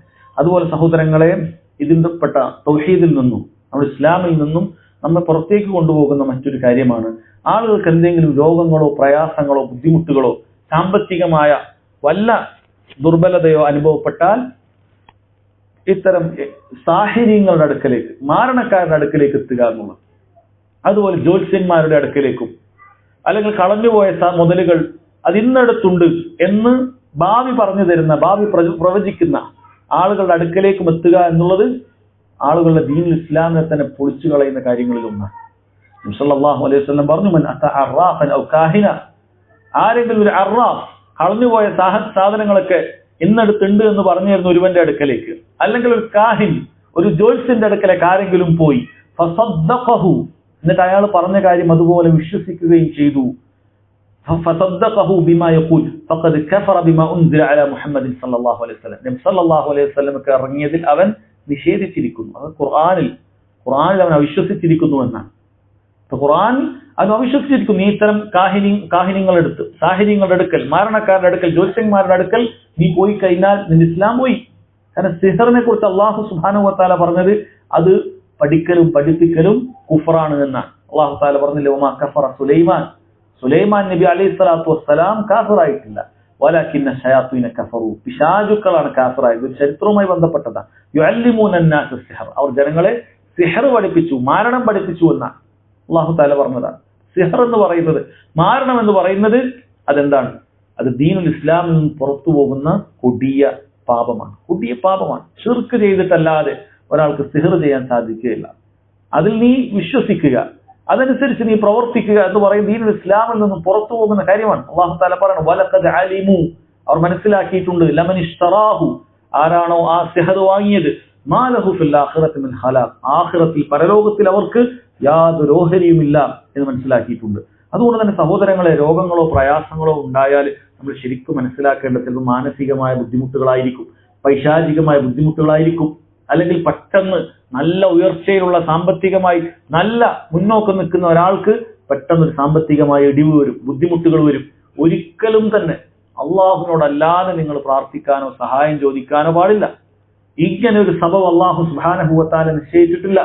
ഇങ്ങനെ ഏതെങ്കിലും മഹാന്റെ അടുക്കൽ പോയി നിങ്ങളുടെ ആവശ്യങ്ങൾ പറഞ്ഞ് അവർ പറഞ്ഞു തരുന്ന രൂപത്തിൽ ഇത്തരം ചില കാര്യങ്ങൾ, ഇത്തരം ചില ചപ്പടി വിദ്യകൾ ചെയ്യുക എന്ന് പറയുന്നത് നിങ്ങളുടെ ദീൻ ഇസ്ലാമിൽ നിന്ന് പുറത്തു പോകുന്ന കാര്യമാണ്. അതുകൊണ്ട് അവരുടെ ചില അടയാളങ്ങൾ നിങ്ങൾ മനസ്സിലാക്കിയിരിക്കേണ്ടതുണ്ട്. അതായത് ഇത്തരം ആളുകൾ അവർ പോയി കഴിഞ്ഞാൽ നിങ്ങളോട് ചോദിക്കുക നിങ്ങളുടെ പേരെന്താണ്, നിങ്ങളുടെ ഉമ്മയുടെ പേരെന്താണ്, ഇതുപോലുള്ള കാര്യങ്ങൾ ചോദിക്കും. ചിലപ്പോൾ അവർ ചില കാര്യങ്ങൾ ആവശ്യപ്പെടും. നിങ്ങളുടെ പ്രയാസങ്ങൾ നീങ്ങണമെങ്കിൽ, അങ്ങനെ ഒരു ബുദ്ധിമുട്ടില്ലാതെ ആകണമെങ്കിൽ, അല്ലെങ്കിൽ ആ വിവാഹം കൃത്യമായി നടക്കണമെങ്കിൽ നിങ്ങളിതാ ഇങ്ങനെ ഒരു കോഴിയെ വാങ്ങിയിട്ട് ഇങ്ങനെ അറുത്താൽ മതി, അതിന്റെ രക്തം ഇന്ന സ്ഥലത്ത് കൊണ്ടുപോയി ഒഴുക്കിയാൽ മതി, ഇന്ന കാര്യം മുടക്കണോ, ഇന്ന കാര്യം നിങ്ങൾക്ക് നേടിയെടുക്കണോ, ഇങ്ങനെ ചെയ്താൽ മതി, ആരും ഇല്ലാത്ത സ്ഥലത്ത് ഇങ്ങനെ ചെയ്യുക. ചിലപ്പോൾ ഒരു പ്രത്യേകമായ വളരെ അപൂർവമായ ചില കാര്യങ്ങളൊക്കെ ആവശ്യപ്പെടും. നിങ്ങൾ കറുത്ത കോഴി അമാവാസി രാത്രിയിൽ ഇന്ന സ്ഥലത്ത് പോയി ചെയ്യണം എന്ന് പറയും. ആളുകൾ വിചാരിക്കും ഇതെന്തോ ഖുർആനിലുള്ളതാണ്, ഹദീസിലുള്ളതാണ്, ഉസ്താദ് പറഞ്ഞതല്ലേ എന്ന. സഹോദരങ്ങളെ, ഇത് വ്യക്തമായ സിഹറാണ്. ചിലപ്പോൾ വല്ല കോഴിമുട്ട നിങ്ങൾക്ക് തരും, അതിൽ വല്ലതും എഴുതിയിട്ട് പറയും ഇന്ന ആളുടെ അടുക്കലേക്ക് നിങ്ങൾക്ക് ഉച്ചമുടിയാൽ മതി, ഇന്ന ആളെയാണോ നിങ്ങൾക്ക് നശിപ്പിക്കേണ്ടത്, ഇന്ന വീട്ടിലെ ആളാണോ നിങ്ങൾക്ക് പ്രയാസം തടസ്സം, അയാൾ നീക്കണം അല്ലെ, ശരി, നിങ്ങൾ എന്ത് ചെയ്താൽ മതി, ഇത് അയാളുടെ വീട്ടിൽ പോയി നീ ഇന്ന സ്ഥലത്ത് മെല്ലനെ അത് കുഴിച്ചിട്ടാൽ മതി, അയാളെ പിൻഭാഗത്ത് അവിടെ കുഴിച്ചിടുക, അയാൾ ഇറങ്ങി വരുന്നിടത്ത് അവിടെ സ്റ്റെപ്പിനടിയിൽ കുഴിച്ചിടുക. അതെല്ലാം വീട്ടിനകത്ത് തന്നെ ചെയ്യുന്ന ആളുകളുണ്ട്. കിടന്നുറങ്ങുമ്പോൾ ആ തലയുടെ പുറകിൽ അത് ഇന്നൊരു സാധനം വെച്ചാൽ മതി.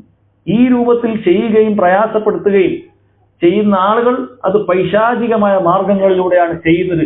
ദീനുൽ ഇസ്ലാമിൽ നിന്നും ഈ ചെയ്യുന്ന ആളുകൾ പുറത്തു ചെയ്യിപ്പിക്കുന്നവരും കുഫർ ചെയ്യുന്നവരും ചെയ്യിപ്പിക്കുന്നവരും ദീനുൽ ഇസ്ലാമിൽ നിന്നും പുറത്തു പോകുന്ന കാര്യമാണ്. അതുകൊണ്ട് സഹോദരങ്ങളെ, ബാഹ്യമായി വെള്ള വസ്ത്രമാണ്, തൊപ്പി ധരിച്ചിട്ടുണ്ട്, തലപ്പാവുണ്ട്, നീണ്ട താടിയുണ്ട്, ഇതൊന്നും കൊണ്ട് കാര്യമില്ല. ഈ പണിയാണ് ഇയാൾ എടുക്കുന്നത് എങ്കിൽ തനിച്ച പിശാച് സേവകനാണ് ഇയാൾ, പൈശാചിക സേവ നടത്തുന്ന ആളാണ്. ഇസ്ലാമിന്റെ പേരിൽ അവർ അത് ചെയ്യുന്നു എന്ന് മാത്രം. അത് ഇസ്മിന്റെ പണിയാണ്, അത് അങ്ങനെയാണ്, ഇങ്ങനെയാണ് എന്ന രൂപത്തിൽ അവർ പറയും. അതുകൊണ്ട് ഈ ആളുകൾ മനസ്സിലാക്കേണ്ട പ്രയാസങ്ങൾ പല രൂപത്തിൽ, രോഗങ്ങൾ കൊണ്ട് ബുദ്ധിമുട്ടും സാമ്പത്തികമായ ബാധ്യതകൾ കൊണ്ട് ബുദ്ധിമുട്ടും, ക്ഷമിക്കുക, അള്ളാഹു സുബ്ഹാനഹു വ തആല ദുആ ചെയ്യുക, അള്ളാഹു അനുവദിച്ചിട്ടുള്ള മാർഗങ്ങൾ എന്തുണ്ടോ അതൊക്കെ ചെയ്യുക. രോഗങ്ങൾ മാറാൻ അള്ളാഹു സുബ്ഹാനഹു വ തആല ഏതൊരു രോഗത്തിനും ഷിഫ ഇറക്കിയിട്ടുണ്ട്. ശാരീരികമായ അത്തരം രോഗങ്ങൾക്ക് അങ്ങനെ ഷിഫാകളുണ്ട്.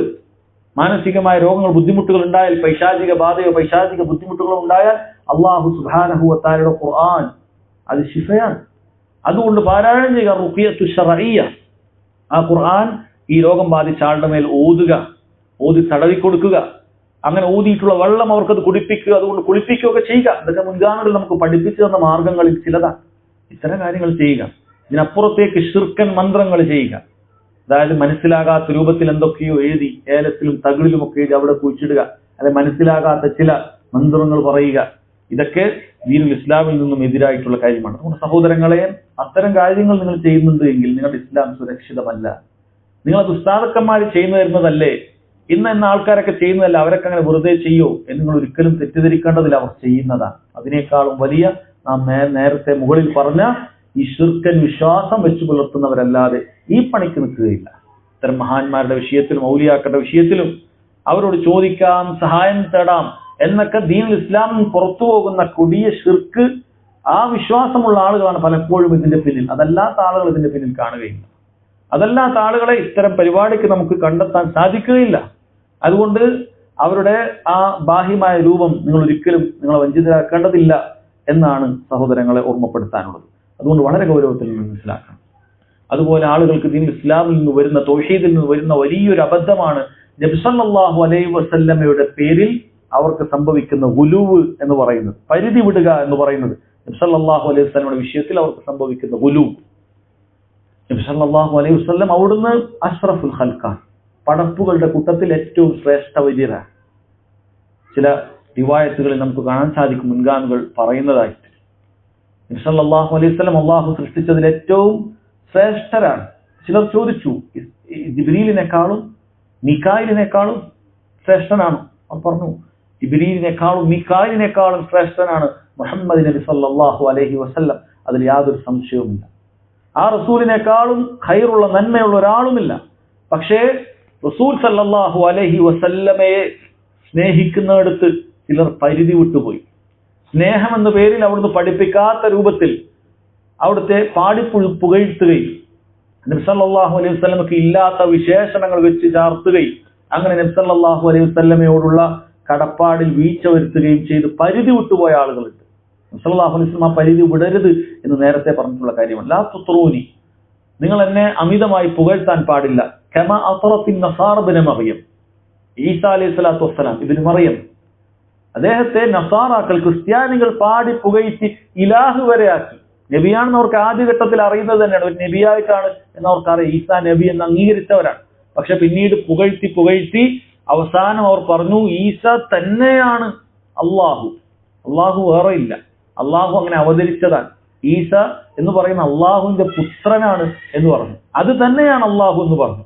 അങ്ങനെ ഒരു ത്രിയേകത്വം പറഞ്ഞു, പിതാവും പുണ്യാത്മാവുമാണ് മകനുമാണിത് എന്ന കുഫ്രൻ വാദം വന്നു. ഇന്നല്ലദീന കഫറു ഇന്നല്ലദീന ഖാലു ഇന്നല്ലാഹ ലഖദ് കഫറ അല്ലദീന ഖാലു ഇന്നല്ലാഹ സാലിസു സലാസ, അല്ലാഹു തആല അവതരിപ്പിച്ചു അല്ലാഹു മൂന്നിൽ ഒരുവനാണെന്ന് പറഞ്ഞ ഈ നസാറാക്കൾ കാഫിറായി പോയി എന്ന്. അവരെന്ത് ചെയ്തു? അല്ലാഹു സുബ്ഹാനഹു വ തആലയുടെ സ്ഥാനത്തേക്ക് ഈസാ അലൈഹി സ്വലാത്തു വസ്സലാമെ ഉയർത്തി. അതുപോലെ നിങ്ങൾ എന്നെ ഉയർത്താൻ പാടില്ല, അള്ളാഹുവിന് മാത്രം കഴിയുന്ന ചില കാര്യങ്ങളുണ്ട്, അതെനിക്കുണ്ട് എന്ന് നിങ്ങൾ ഒരിക്കലും പറയാൻ പാടില്ല. ഇന്നമ അന ബശറും മിസ്ലുക്കും, ഞാൻ നിങ്ങളെ പോലെയുള്ള മനുഷ്യനാണ്. അൻസാ കമാ തൻസൗൻ, നിങ്ങൾ മറക്കുന്നത് പോലെ ഞാനും മറന്നുപോകും. സല്ലല്ലാഹു അലൈഹി വസല്ലം ഒരിക്കൽ നിസ്കാരത്തിൽ അവിടത്തേക്ക് മറവി സംഭവിച്ചു പറഞ്ഞതാണ്, ഞാൻ മനുഷ്യനാണ്, 4 റക്അത്തുള്ള നിസ്കാരം 2 റക്അത്തിൽ മറന്നുപോയി. നിസ്കാരം വിചാരിച്ചത് പൂർത്തിയാക്കി നിസ്കരിച്ചു വെക്കണം. സഹാബികൾ ചോദിച്ചു, നിസ്കാരം അതിൽ എന്തെങ്കിലും ഇളവ് വന്നിട്ടുണ്ടോ, ചുരുക്കിയോ? അതല്ല, താങ്കൾ മറന്നോ?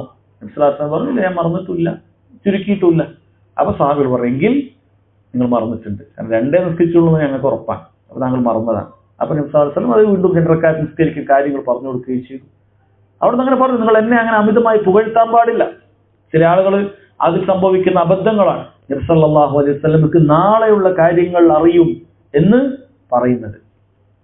അത് നബി സല്ലല്ലാഹു അലൈഹി വസല്ലമയുടെ കാലഘട്ടത്തിൽ തന്നെ അത്തരത്തിൽ വലിയ വിശ്വാസമൊന്നും ഇല്ലാതെ പുകഴ്ത്തിയ ചില സംഭവങ്ങൾ തന്നെ ഉണ്ടായിട്ടുണ്ട്. വഫീനാ നബിയ്യുൻ യഅലമു മാ ഫീ ഗദിൻ എന്ന് ചിലർ ഒരു ആവേശ പാട്ടിനിടയിൽ, യുദ്ധവുമായി ബന്ധപ്പെട്ട ചില പാട്ടുകളൊക്കെ, യുദ്ധത്തിൽ മരണപ്പെട്ടു പോയ ചിലരെയൊക്കെ പുകഴ്ത്തിക്കൊണ്ട് ചില പാട്ടുകളൊക്കെ എഴുതിയിട്ടുണ്ട്. അപ്പൊ അതിനോടൊപ്പം നബി സല്ലല്ലാഹു അലൈഹി വസല്ലമയെ കണ്ടപ്പോൾ അവർ ആ പാട്ടിൽ ഒരു വരി കൂട്ടി, വഫീനാ നബിയ്യുൻ, ഞങ്ങളുടെ കൂട്ടത്തിൽ നബിയുണ്ട്, യഅലമു മാ ഫീ ഗദിൻ, നാളത്തെ കാര്യം വരെ അറിയും. പുകഴ്ത്തിയതാണ്. മതി, അത് പറയാൻ പാടില്ല, നിങ്ങൾ നേരത്തെ എന്താണോ പാടിയത് അത് തന്നെ പാടിക്കൊള്ളുക, അതല്ലാതെ ഇത് പറയാൻ പാടില്ല എന്നാണ്. എന്നാൽ ഇന്നാളുകൾ അവർ അത് പരിധി വിട്ടു. പല അത്തരത്തിലുള്ള മൗലൂദുകളിലും നമുക്ക് കാണാൻ സാധിക്കും. നബി സല്ലല്ലാഹു അലൈഹി വസല്ലമക്ക് ലൗഹിലുള്ള മുഴുവൻ കാര്യങ്ങളും അറിയാം. എന്ന് വെച്ചാൽ ഖിയാമത്ത് നാൾ വരെ സംഭവിക്കാൻ പോകുന്ന മുഴുവൻ കാര്യങ്ങളും നബി സല്ലല്ലാഹു അലൈഹി വസല്ലമക്ക് അറിയാം. വമിൻ ഉലൂമിക ഇൽമുൽ ലൗഹി വൽ ഖലം, പാടി പുകഴ്ത്തി പറയാണ്, താങ്കളുടെ അറിവിൽപ്പെട്ടതാണ് നബിയെ ലൗഹിലുള്ള അറിവ്. അത് ലൗഹുൽ മഹ്ഫൂദിൽ എന്താണ് ഉണ്ടാവുക? ഖിയാമത്ത് നാൾ വരെയുള്ള മുഴുവൻ കാര്യങ്ങളും അള്ളാഹു ഒരു പേനയെ സൃഷ്ടിച്ച് എഴുതാൻ പറഞ്ഞതാണ് ലൗഹുൽ മഹ്ഫൂദിൽ. അതനുസരിച്ച് മാത്രമേ കാര്യങ്ങളോട് സംഭവിക്കുകയുള്ളൂ. അത് മുഴുവൻ താങ്കൾക്കറിയാം എന്ന് മൗലൂദുകളിൽ പറയുന്നത് കാണാൻ സാധിക്കും. നബി സല്ലല്ലാഹു അലൈഹി വസല്ലമയെ പുകഴ്ത്തുകയാണ്, മദ്ഹ് പറയുകയാണ് എന്ന് പറഞ്ഞിട്ട് പരിധി വിട്ടതാണ്. നബി സല്ലല്ലാഹു അലൈഹി വസല്ലമക്ക് ഗൈബ് അറിയാമെന്നുള്ള വാദം അവർ സംഭവിക്കുന്നു. അതുപോലെ ആ റസൂലുള്ളാഹി സ്വല്ലല്ലാഹു അലൈഹി വസല്ലമയുടെ സഹായം ചോദിക്കുന്നു. ഖബറിങ്കൽ പോയിട്ടും അല്ലാതെ യാ റസൂലല്ലാഹ്, ഞങ്ങൾക്ക് ആവശ്യമുണ്ട്, ഞങ്ങൾ ആവശ്യക്കാരാണ് എന്ന് പറഞ്ഞ് നമുക്ക് കാണാൻ സാധിക്കും ഒരുപാട് ആളുകൾ. അവർ ഇവിടെ പരിശുദ്ധ ഉംറ ചെയ്യാനും ഹജ്ജ് ചെയ്യാനും ഒക്കെ ഇത്തരം സമസ്തയുടെ ഗ്രൂപ്പുകളിൽ നമ്മൾ സാധുക്കളായ ആളുകൾ പോവാൻ ഞാൻ നേരിട്ട് കേട്ടിട്ടുള്ള സംഭവമാണ്. മദീനയിൽ നബി സല്ലല്ലാഹു അലൈഹി വസല്ലമയുടെ ഖബറിനെ കുറച്ച് ദൂരെയായി മാറി നിന്നുകൊണ്ട് പിൽക്കാലത്ത് ആരോ ഉണ്ടാക്കിയ ഒരു കുബ്ബ ഇന്നും അവിടെ നിലനിൽക്കുന്നുണ്ട്. അത് റസൂലുള്ളയോ സ്വഹാബത്തോ ചെയ്തൊരു കാര്യമല്ല എന്നുള്ളത് നമുക്ക് അറിയാവുന്ന കാര്യമാണ്. ഒരുപാട് നൂറ്റാണ്ടുകൾക്ക് ശേഷം വന്ന ഒരു ഭരണാധികാരി ചെയ്ത ഒരു അബദ്ധം മാത്രമാണ് അത്. സഹോദരങ്ങൾ, അതിലേക്ക് നോക്കിയിട്ട് റസൂലുള്ളാഹി സ്വല്ലല്ലാഹു അലൈഹി വസല്ലമയോട് നേരിട്ട് അവർ പറയുന്നത് നമുക്ക് കേൾക്കാൻ സാധിച്ചിട്ടുണ്ട്. റസൂലുള്ളാഹ്, അള്ളാഹുവിന്റെ റസൂലെ, ഞങ്ങളിതാ നാളെ ഇവിടുന്ന് തിരിച്ച് നാട്ടിലേക്ക് പോകാൻ, ഞങ്ങളുടെ അമലുകളുടെ അവസ്ഥ അറിയില്ല, ഞങ്ങൾ പാപികളാണ്, അങ്ങ് ഞങ്ങളുടെ കൈപിടിക്കണം, ഞങ്ങൾക്ക് പുറത്തു തരണം എന്ന രൂപത്തിൽ റസൂലുള്ളാഹി സ്വല്ലല്ലാഹു അലൈഹി വസല്ലമയോട് നേരിട്ട് പ്രാർത്ഥിക്കുകയും സഹായം ചോദിക്കുകയും ചെയ്യുന്നത് കാണാൻ സാധിക്കും. വേറെ ചില ആളുകൾ ഏൽപ്പിക്കും, മദീനയിലല്ലേ പോകുന്നത്, റസൂലുള്ളാഹിന്റെ ഖബറിന്റെ അടുക്കലല്ലേ പോകും, ഞങ്ങളുടെ ആവശ്യം അവിടെ പറയണം എന്ന് വസിയത്തൊക്കെ ചെയ്യും ചില സാധുക്കൾ. വയസ്സായ ഉപ്പാപ്പമാർ പറയും മദീനത്ത് എന്തായാലും പോണ എന്റെ കാര്യങ്ങൾ പറയണം എന്ന് പറയാൻ. സഹോദരങ്ങളെ, റസൂലുള്ളാഹി സ്വല്ലല്ലാഹു അലൈഹി വസല്ലം ഒരിക്കലും അങ്ങനെ പഠിപ്പിച്ചിട്ടില്ല. റസൂലുള്ളാഹിനെ അങ്ങേയറ്റം ഇഷ്ടപ്പെടുന്ന, അങ്ങേയറ്റത്തെ ബാധ്യതകൾ നിർവഹിച്ച, അള്ളാഹു തൃപ്തിപ്പെട്ട, അള്ളാഹു സ്വർഗം കൊണ്ട് അനുഗ്രഹിച്ച സ്വഹാബികൾ ഒരാൾ പോലും ഒരിക്കൽ പോലും റസൂലുള്ളാഹി സ്വല്ലല്ലാഹു അലൈഹി വസല്ലമയുടെ ഖബറിന്റെ അടുക്കൽ പോയോ അല്ലാതെയോ റസൂലുള്ളാഹിനോട് ഒരു ആവശ്യം പോലും ചോദിച്ചിട്ടില്ല. കാരണം റസൂലുള്ളാഹിന്റെ കയ്യിൽ ഇതൊന്നുമില്ല. അവിടുന്ന് മരണപ്പെട്ടതോടുകൂടി നമ്മുടെ കാര്യത്തെക്കുറിച്ച് അവിടുന്ന് ഒന്നും അറിയുന്നില്ല. ഇവിടെ എന്താണ് സംഭവിക്കുന്നതിനെ കുറിച്ച് റസൂലുള്ളാഹി സ്വല്ലല്ലാഹു അലൈഹി വസല്ലമക്ക് അറിയില്ല. അള്ളാഹു അത് അറിയിച്ചു കൊടുക്കുന്നുമില്ല. മറിച്ച് റസൂലുള്ളാഹി സ്വർഗത്തിന്റെ കാര്യം പോലും നമ്മളോട് പറഞ്ഞത് ലൻ യദ്ഖുലുൽ ജന്നത അഹദും മിൻകും ബിഅമലിഹി, നിങ്ങളിൽ ഒരാളും നിങ്ങളുടെ അമൽ കൊണ്ട് സ്വർഗത്തിൽ പ്രവേശിക്കുകയില്ല. സഹാബികൾ ചോദിച്ചു വലാ അൻത യാ റസൂലല്ലാഹ്, താങ്കളും? അവിടുന്ന് പറഞ്ഞു വലാ അന, ഞാനും, ഇല്ല അൻ യതഗമ്മദനി അല്ലാഹു ബിറഹ്മത്തിൻ മിൻഹു ഫദ്ൽ, അള്ളാഹുവിന്റെ കാരുണ്യം ഔദാര്യം എന്നെ മൂടിപ്പൊതിഞ്ഞിട്ടല്ലാതെ എനിക്ക് സ്വർഗത്തിൽ പോകാൻ കഴിയില്ല. എന്റെ അമല് കൊണ്ടുപോലും എനിക്ക് സ്വർഗത്തിൽ പോകാൻ കഴിയില്ല എന്നാണ് റസൂലുള്ളാഹി സ്വല്ലല്ലാഹു അലൈഹി വസല്ലം. അള്ളാഹിന്റെ കാരുണ്യം, അള്ളാഹിന്റെ ഔദാര്യം. എല്ലാവരും തേടേണ്ടത് അള്ളാഹുവിന്റെ കാരുണ്യ ഔദാര്യമാണ്. അള്ളാഹിനോട് നമ്മൾ ആവർത്തി ചോദിച്ച് വാങ്ങിയെടുക്കേണ്ട കാര്യമാണ് സ്വർഗം എന്ന് പറയുന്നത്. നമ്മൾ ഈ ചെയ്യുന്ന അമല് കൊണ്ടും നമുക്കാർക്കും സ്വർഗത്തിൽ പോകാൻ സാധിക്കുകയില്ല. നമ്മൾ എത്ര അമല് ചെയ്തിട്ടും കാര്യമില്ല, നമ്മൾ എത്ര പാപത്തിൽ നിന്ന് വിട്ട് ചെയ്തിട്ടും കാര്യമില്ല. അത് സ്വർഗത്തിൽ പോകാനുള്ള നിബന്ധനയാണ്. പക്ഷെ അതുകൊണ്ട് മാത്രം ലഭിക്കുകയില്ല, അള്ളാഹുവിന്റെ ഔദാര്യം കൊണ്ട് ലഭിക്കുകയുള്ളൂ. അമലുകളുള്ള ആൾക്കെ സ്വർഗത്തിൽ പോകാൻ പറ്റുള്ളൂ. പക്ഷെ അമലുകൾ ഉള്ളത് കൊണ്ട് മാത്രം കയറാൻ സാധിക്കുകയില്ല. അതിന് അള്ളാഹു സുബ്ഹാനഹു വ തആലയുടെ ഔദാര്യമാണ്. ഈ അമലുകൾ സ്വർഗത്തിലെ സ്ഥാനങ്ങൾ നിശ്ചയിച്ചു തരുന്ന കാര്യമാണ്. ഒരുപാട് അമലുള്ള ആളുകൾക്ക് സ്വർഗത്തിൽ ഉന്നതമായ സ്ഥാനം കിട്ടും. പക്ഷെ സ്വർഗത്തിന്റെ പ്രവേശനത്തിന് അത് കാരണമാകൂല. പ്രവേശനം അള്ളാഹു തആല തീരുമാനിച്ചാൽ മാത്രമേ അത് ലഭിക്കുകയുള്ളൂ. അതുകൊണ്ട് അള്ളാഹുവിനോട് ചോദിക്കണം. റസൂലുള്ളാഹി സ്വല്ലല്ലാഹു അലൈഹി വസല്ലം എന്നോട് ചോദിച്ചോളൂ എന്ന് പറഞ്ഞിട്ടില്ല. അതുപോലെ റസൂലുള്ളാഹിനോട് ഷഫാഅത്ത് ചോദിക്കുന്ന ആളുകൾ, റസൂലേ എനിക്ക് ഷഫാഅത്ത് തരണം. ഷഫാഅത്തിന്റെ കാര്യത്തിൽ ആളുകൾക്ക് തെറ്റിദ്ധാരണ. റസൂലുള്ളാഹി സ്വല്ലല്ലാഹു അലൈഹി വസല്ലമക്ക് ഷഫാഅത്ത് ഉണ്ട്, അതിനെ അംഗീകരിക്കുന്നവരാണ് നമ്മളത് പാടില്ല, റസൂലുള്ളാഹിനെ ചോദിക്കാൻ പാടില്ല എന്ന് പറയുമ്പോൾ ചില ആളുകൾ പറയും ഷഫാഅത്തിനെ നിഷേധിക്കുന്നവരാണ്. ഷഫാഅത്തുള്ള കാര്യമല്ലേ? ബാങ്കിന് ശേഷമുള്ള ദുആ ചെയ്താൽ റസൂലുള്ളാഹിന്റെ ഷഫാഅത്ത് കിട്ടും. ഹല്ലത്ത് ലഹു ഷഫാഅ اللهم رب هذه دعوة التامة والصلاة القائمة آت محمد الوسيلة والفضيلة وبعثه مقاما محمودا الذي وعده. നമ്മൾ ബാങ്കിന് ശേഷം സ്വലാത്ത് ചൊല്ലിയിട്ട് ഈ ദുആ ചെയ്തു കഴിഞ്ഞാൽ ഹല്ലത്ത് ലഹു ഷഫാഅ, അവന് ഷഫാഅത്ത് ലഭിക്കും എന്ന ഹദീസിൽ വന്നിട്ടുണ്ട്. ഇതുള്ള കാര്യമാണ്. അപ്പോൾ റസൂലുള്ളാഹി സ്വല്ലല്ലാഹു അലൈഹി വസല്ലം ഷഫാഅത്ത് ഉണ്ട്. പക്ഷെ റസൂലുള്ളാഹിനോട് ഷഫാഅത്ത് ഉണ്ടെന്ന് പറഞ്ഞാൽ ഷഫാഅത്ത് കിട്ടാനുള്ള മാർഗങ്ങൾ നമ്മൾ തേടുക എന്നുള്ളതാണ്. അതിൽപ്പെട്ടതല്ല റസൂലിനോട് ഷഫാഅത്ത് ചോദിക്കുക എന്നുള്ളത്. നബി സല്ലല്ലാഹു അലൈഹി വസല്ലം ഒരിക്കലും പറഞ്ഞിട്ടില്ല നിങ്ങൾ എന്നോട് ഷഫാഅത്ത് ചോദിച്ചു ഞാൻ തരാം. കാരണം ഷഫാഅത്ത് എന്ന് പറഞ്ഞാൽ അള്ളാഹു സുബ്ഹാനഹു വ തആല ഉദ്ദേശിക്കുന്ന ആളുകൾക്ക് അള്ളാഹു നൽകുന്ന ഒരു ആദരവാണ്. റസൂലിന് ഒരു ഷാഫി ആകാൻ സാധിക്കുക, ശുപാർശകനാകാൻ സാധിക്കുക എന്ന് പറയുന്നത് റസൂലിന് അള്ളാഹു സുബ്ഹാനഹു വ തആല നൽകിയ ആദരവാണ്. റസൂലിന് തോന്നിയ ആളുകളെ ഒന്നും എന്ത് ചെയ്യാൻ സാധിക്കുകയില്ല, സ്വർഗത്തിലേക്ക് പ്രവേശിപ്പിക്കാൻ സാധിക്കുകയില്ല. അള്ളാഹു തആല ചൂണ്ടിക്കാണിക്കുന്ന ഇന്ന ആളുകളെ താങ്കൾക്ക് ഷഫാഅത്ത് ചെയ്യാം എന്ന് പറഞ്ഞവരെ മാത്രം ആ ആളുകൾക്ക് അള്ളാഹു സുബ്ഹാനഹു വ തആല അത് മുഖേന നൽകുന്ന ഒരു ഔദാര്യമാണത്. ആ ഒരു ആദരവിന്റെ ചടങ്ങാണ് ഷഫാഅത്ത് എന്ന് പറയുന്നത്. അതല്ലാതെ നരകത്തിൽ പോകേണ്ട പണി മുഴുവനും എടുത്തിട്ട് അള്ളാഹിനെ മുഴുവൻ ധിക്കരിച്ചിട്ട് ഒരിക്കലും എന്ത് ചെയ്യാൻ സാധിക്കുകയില്ല. ഒരാൾക്കും ഒരാളുടെ ഷഫാഅത്ത് കൊണ്ട് രക്ഷപ്പെടാൻ സാധിക്കുകയില്ല. അതുകൊണ്ട് ഷഫാഅത്ത് ലഭിക്കണമെങ്കിൽ അതിന്റെ അമലുകൾ നമ്മൾ ചെയ്യണം. എങ്കിൽ അവിടെ നമുക്കൊരു ആദരവായിട്ട് ആ ഷഫാഅത്ത് മാറും എന്നുള്ളതാണ് അഹ്ലു സുന്നത്തുൽ ജമാഅത്തിന്റെ വിശ്വാസം എന്ന് പറയുന്നത്. അതുകൊണ്ട് റസൂൽ സല്ലല്ലാഹു അലൈഹി വസല്ലം അവിടുന്ന് ഷഫാഅത്ത് നൽകും എന്ന പരിധി വിട്ട് വിശ്വാസം ആളുകൾക്കുണ്ട്. അതുപോലെ തന്നെ റസൂലുള്ളാഹിന്റെ ഖബറിനെ ഉദ്ദേശിച്ച് സിയാറത്ത് ചെയ്യുക ആളുകൾക്ക് സംഭവിക്കുന്ന ഒരു അബദ്ധമാണ്. ഉമർക്ക് പോയ റസൂലുള്ളാഹിന്റെ ഖബർ കാണാൻ പോകണം. യഥാർത്ഥത്തിൽ റസൂലുള്ളാഹി സ്വല്ലല്ലാഹു അലൈഹി വസല്ലമയെ ഖബറിനെ ഉദ്ദേശിച്ചുകൊണ്ട് മദീന യാത്ര നടത്താൻ പാടുള്ളതല്ല. മറിച്ച് മസ്ജിദുൻ നബവി നബി സല്ലല്ലാഹു അലൈഹി വസല്ലം ഉണ്ടാക്കിയ നിസ്കാരത്തിന് 1000 പ്രതിഫലമുണ്ട്, 1000 മടങ്ങ് പ്രതിഫലമുണ്ട് എന്ന് പറഞ്ഞ മസ്ജിദുൻ നബവി ഉദ്ദേശിച്ച് മാത്രമേ ഒരാൾക്ക് പോകാൻ പാടുള്ളൂ. അങ്ങനെ മസ്ജിദുൻ നബവിയിൽ എത്തിയാൽ നബി സല്ലല്ലാഹു അലൈഹി വസല്ലമയുടെ ഖബറിന്റെ അടുക്കൽ പോയി സലാം പറയുക എന്നുള്ളത് സുന്നത്താണ്. അതല്ലാതെ ഖബറിനെ ഉദ്ദേശിച്ച് യാത്ര ദീൻ ഇസ്ലാമിലില്ല. ദീൻ ഇസ്ലാമിൽ പുണ്യം പ്രതീക്ഷിച്ചിട്ടുള്ള യാത്ര 3 സ്ഥലത്തേക്കേ ഉള്ളൂ. അത് 3 മസ്ജിദുകൾ മാത്രമാണ്. അത് എവിടെയും ഖബറില്ല. ലാ തുശദ്ദു റിഹാൽ ഇല്ല ഇലാ സലാസത്തി മസാജിദ്. 3 സ്ഥലത്തേക്ക്, അത് 3 പള്ളികളാണ്. അവിടേക്കല്ലാതെ നിങ്ങൾ പുണ്യം പ്രതീക്ഷിച്ച് യാത്ര കെട്ടിപ്പോകരുത്. അൽ മസ്ജിദുൽ ഹറാം, മക്കയിലുള്ള മസ്ജിദുൽ ഹറാം, വൽ മസ്ജിദുൽ അഖ്സ, അതുപോലെ ഫിലിസ്തീനിലുള്ള മസ്ജിദുൽ അഖ്സ. അല്ലാഹു സുബ്ഹാനഹു വ തആല അവിടെ പോകാനും സന്ദർശിക്കാനും അവിടെ പോയി നിസ്കരിക്കാനുമുള്ള തൗഫീഖ് നമുക്ക് ഏവർക്കും നൽകുമാറാകട്ടെ. വ മസ്ജിദി ഹാദ, അതുപോലെ തന്നെ എൻ്റെ ഈ മസ്ജിദ് നബവി, ഈ 3 സ്ഥലത്തേക്ക് പോകാൻ പാടുള്ളൂ. ആളുകൾ പല സ്ഥലത്തും പോകുന്ന കാണാൻ പറ്റും. നാഗൂറിലേക്കും അജ്മീറിലേക്കും മംഗലാപുരത്ത് ഉള്ളാളങ്ങളിലേക്കും മലപ്പുറത്ത് മമ്പുറന്തങ്ങളുടെ അടുക്കലേക്കും ഏർവാടിയിലേക്കും പല സ്ഥലങ്ങളിൽ ആളുകൾ പോകുന്നത് കാണാൻ സാധിക്കും. സഹോദരങ്ങളെ, ഇതൊക്കെ ഹറാമായ യാത്രകളാണ്. ഇനി അവിടെ പോയി ഇനി അവരോട് പ്രാർത്ഥിക്കുകയോ സഹായം തേടുകയോ ചെയ്യുന്നുണ്ടെങ്കിൽ അത് നിശുർക്കാകും, കുഫറാകുന്നുണ്ടാവും. ഈ യാത്ര തന്നെ ഹറാമാണ്. കാരണം അത് പോകാൻ പാടില്ല എന്നുള്ളത് നബി സല്ലല്ലാഹു അലൈഹി വസല്ലം നമ്മോട് പഠിപ്പിച്ച കാര്യമാണ്. അതുകൊണ്ട് മസ്ജിദുൻ നബവിയിലേക്കാണ് നമ്മുടെ സിയാറത്ത്. അവിടെയാണ് നമ്മൾ ലക്ഷ്യം വെക്കുന്നത്. നബി സല്ലല്ലാഹു അലൈഹി വസല്ലം ഖബറിന്റെ കാര്യം പറഞ്ഞിട്ടില്ല. 3 സ്ഥലത്തേക്ക് പോകുമ്പോൾ എന്റെ ഖബർ എന്ന് പറഞ്ഞിട്ടില്ല. അതുമായി ബന്ധപ്പെട്ട് ഒരുപാട് ദുർബലമായ കെട്ടിയുണ്ടാക്കിയ ഹദീസ് കാണാൻ സാധിക്കും.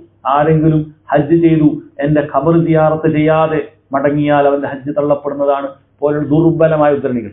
ഒരാൾക്ക് ഹജ്ജ് ചെയ്യാൻ മദീനത്ത് വരേണ്ട ആവശ്യമില്ല, മക്കത്ത് തന്നെ ഹജ്ജ് ചെയ്ത് തിരിച്ചു പോകാം. പക്ഷെ അങ്ങ് ദുർബലമായ കള്ള ഹദീസുകൾ ആളുകൾ ഉണ്ടാക്കി കാണാൻ സാധിക്കും. അതുകൊണ്ട് ആളുകൾ നബി സല്ലല്ലാഹു അലൈഹി വസല്ലം വിഷയത്തിൽ പരിധി വിട്ട കാര്യമാണ് അവിടുത്തെ ഖബർ സന്ദർശിക്കാനുള്ള യാത്ര എന്നുള്ളത്. പലരും അതിനു വേണ്ടിയിട്ടാണ് മദീനത്ത് പോകുന്നത് തന്നെ. പലരുടെയും ധാരണ തന്നെ മസ്ജിദുൻ നബവിക്കുള്ള ഫദ്ല് നബി സല്ലല്ലാഹു അലൈഹി വസല്ലമയുടെ ഖബർ അവിടെ ഉള്ളത് കൊണ്ടാണ് എന്നാണ്. യഥാർത്ഥത്തിൽ മസ്ജിദുൻ നബവിയുടെ ശ്രേഷ്ഠത നബി സല്ലല്ലാഹു അലൈഹി വസല്ലം അവിടുത്തെ ഹയാത്തിൽ പറഞ്ഞതാണ്. അന്ന് അവിടെ ഖബറില്ല. ഇനി ഇന്നും ആ ഖബറുള്ളത് മസ്ജിദിലല്ല. യഥാർത്ഥത്തിൽ ഖബറിന്റെ കാര്യത്തിൽ എന്താണ് സംഭവിച്ചത്?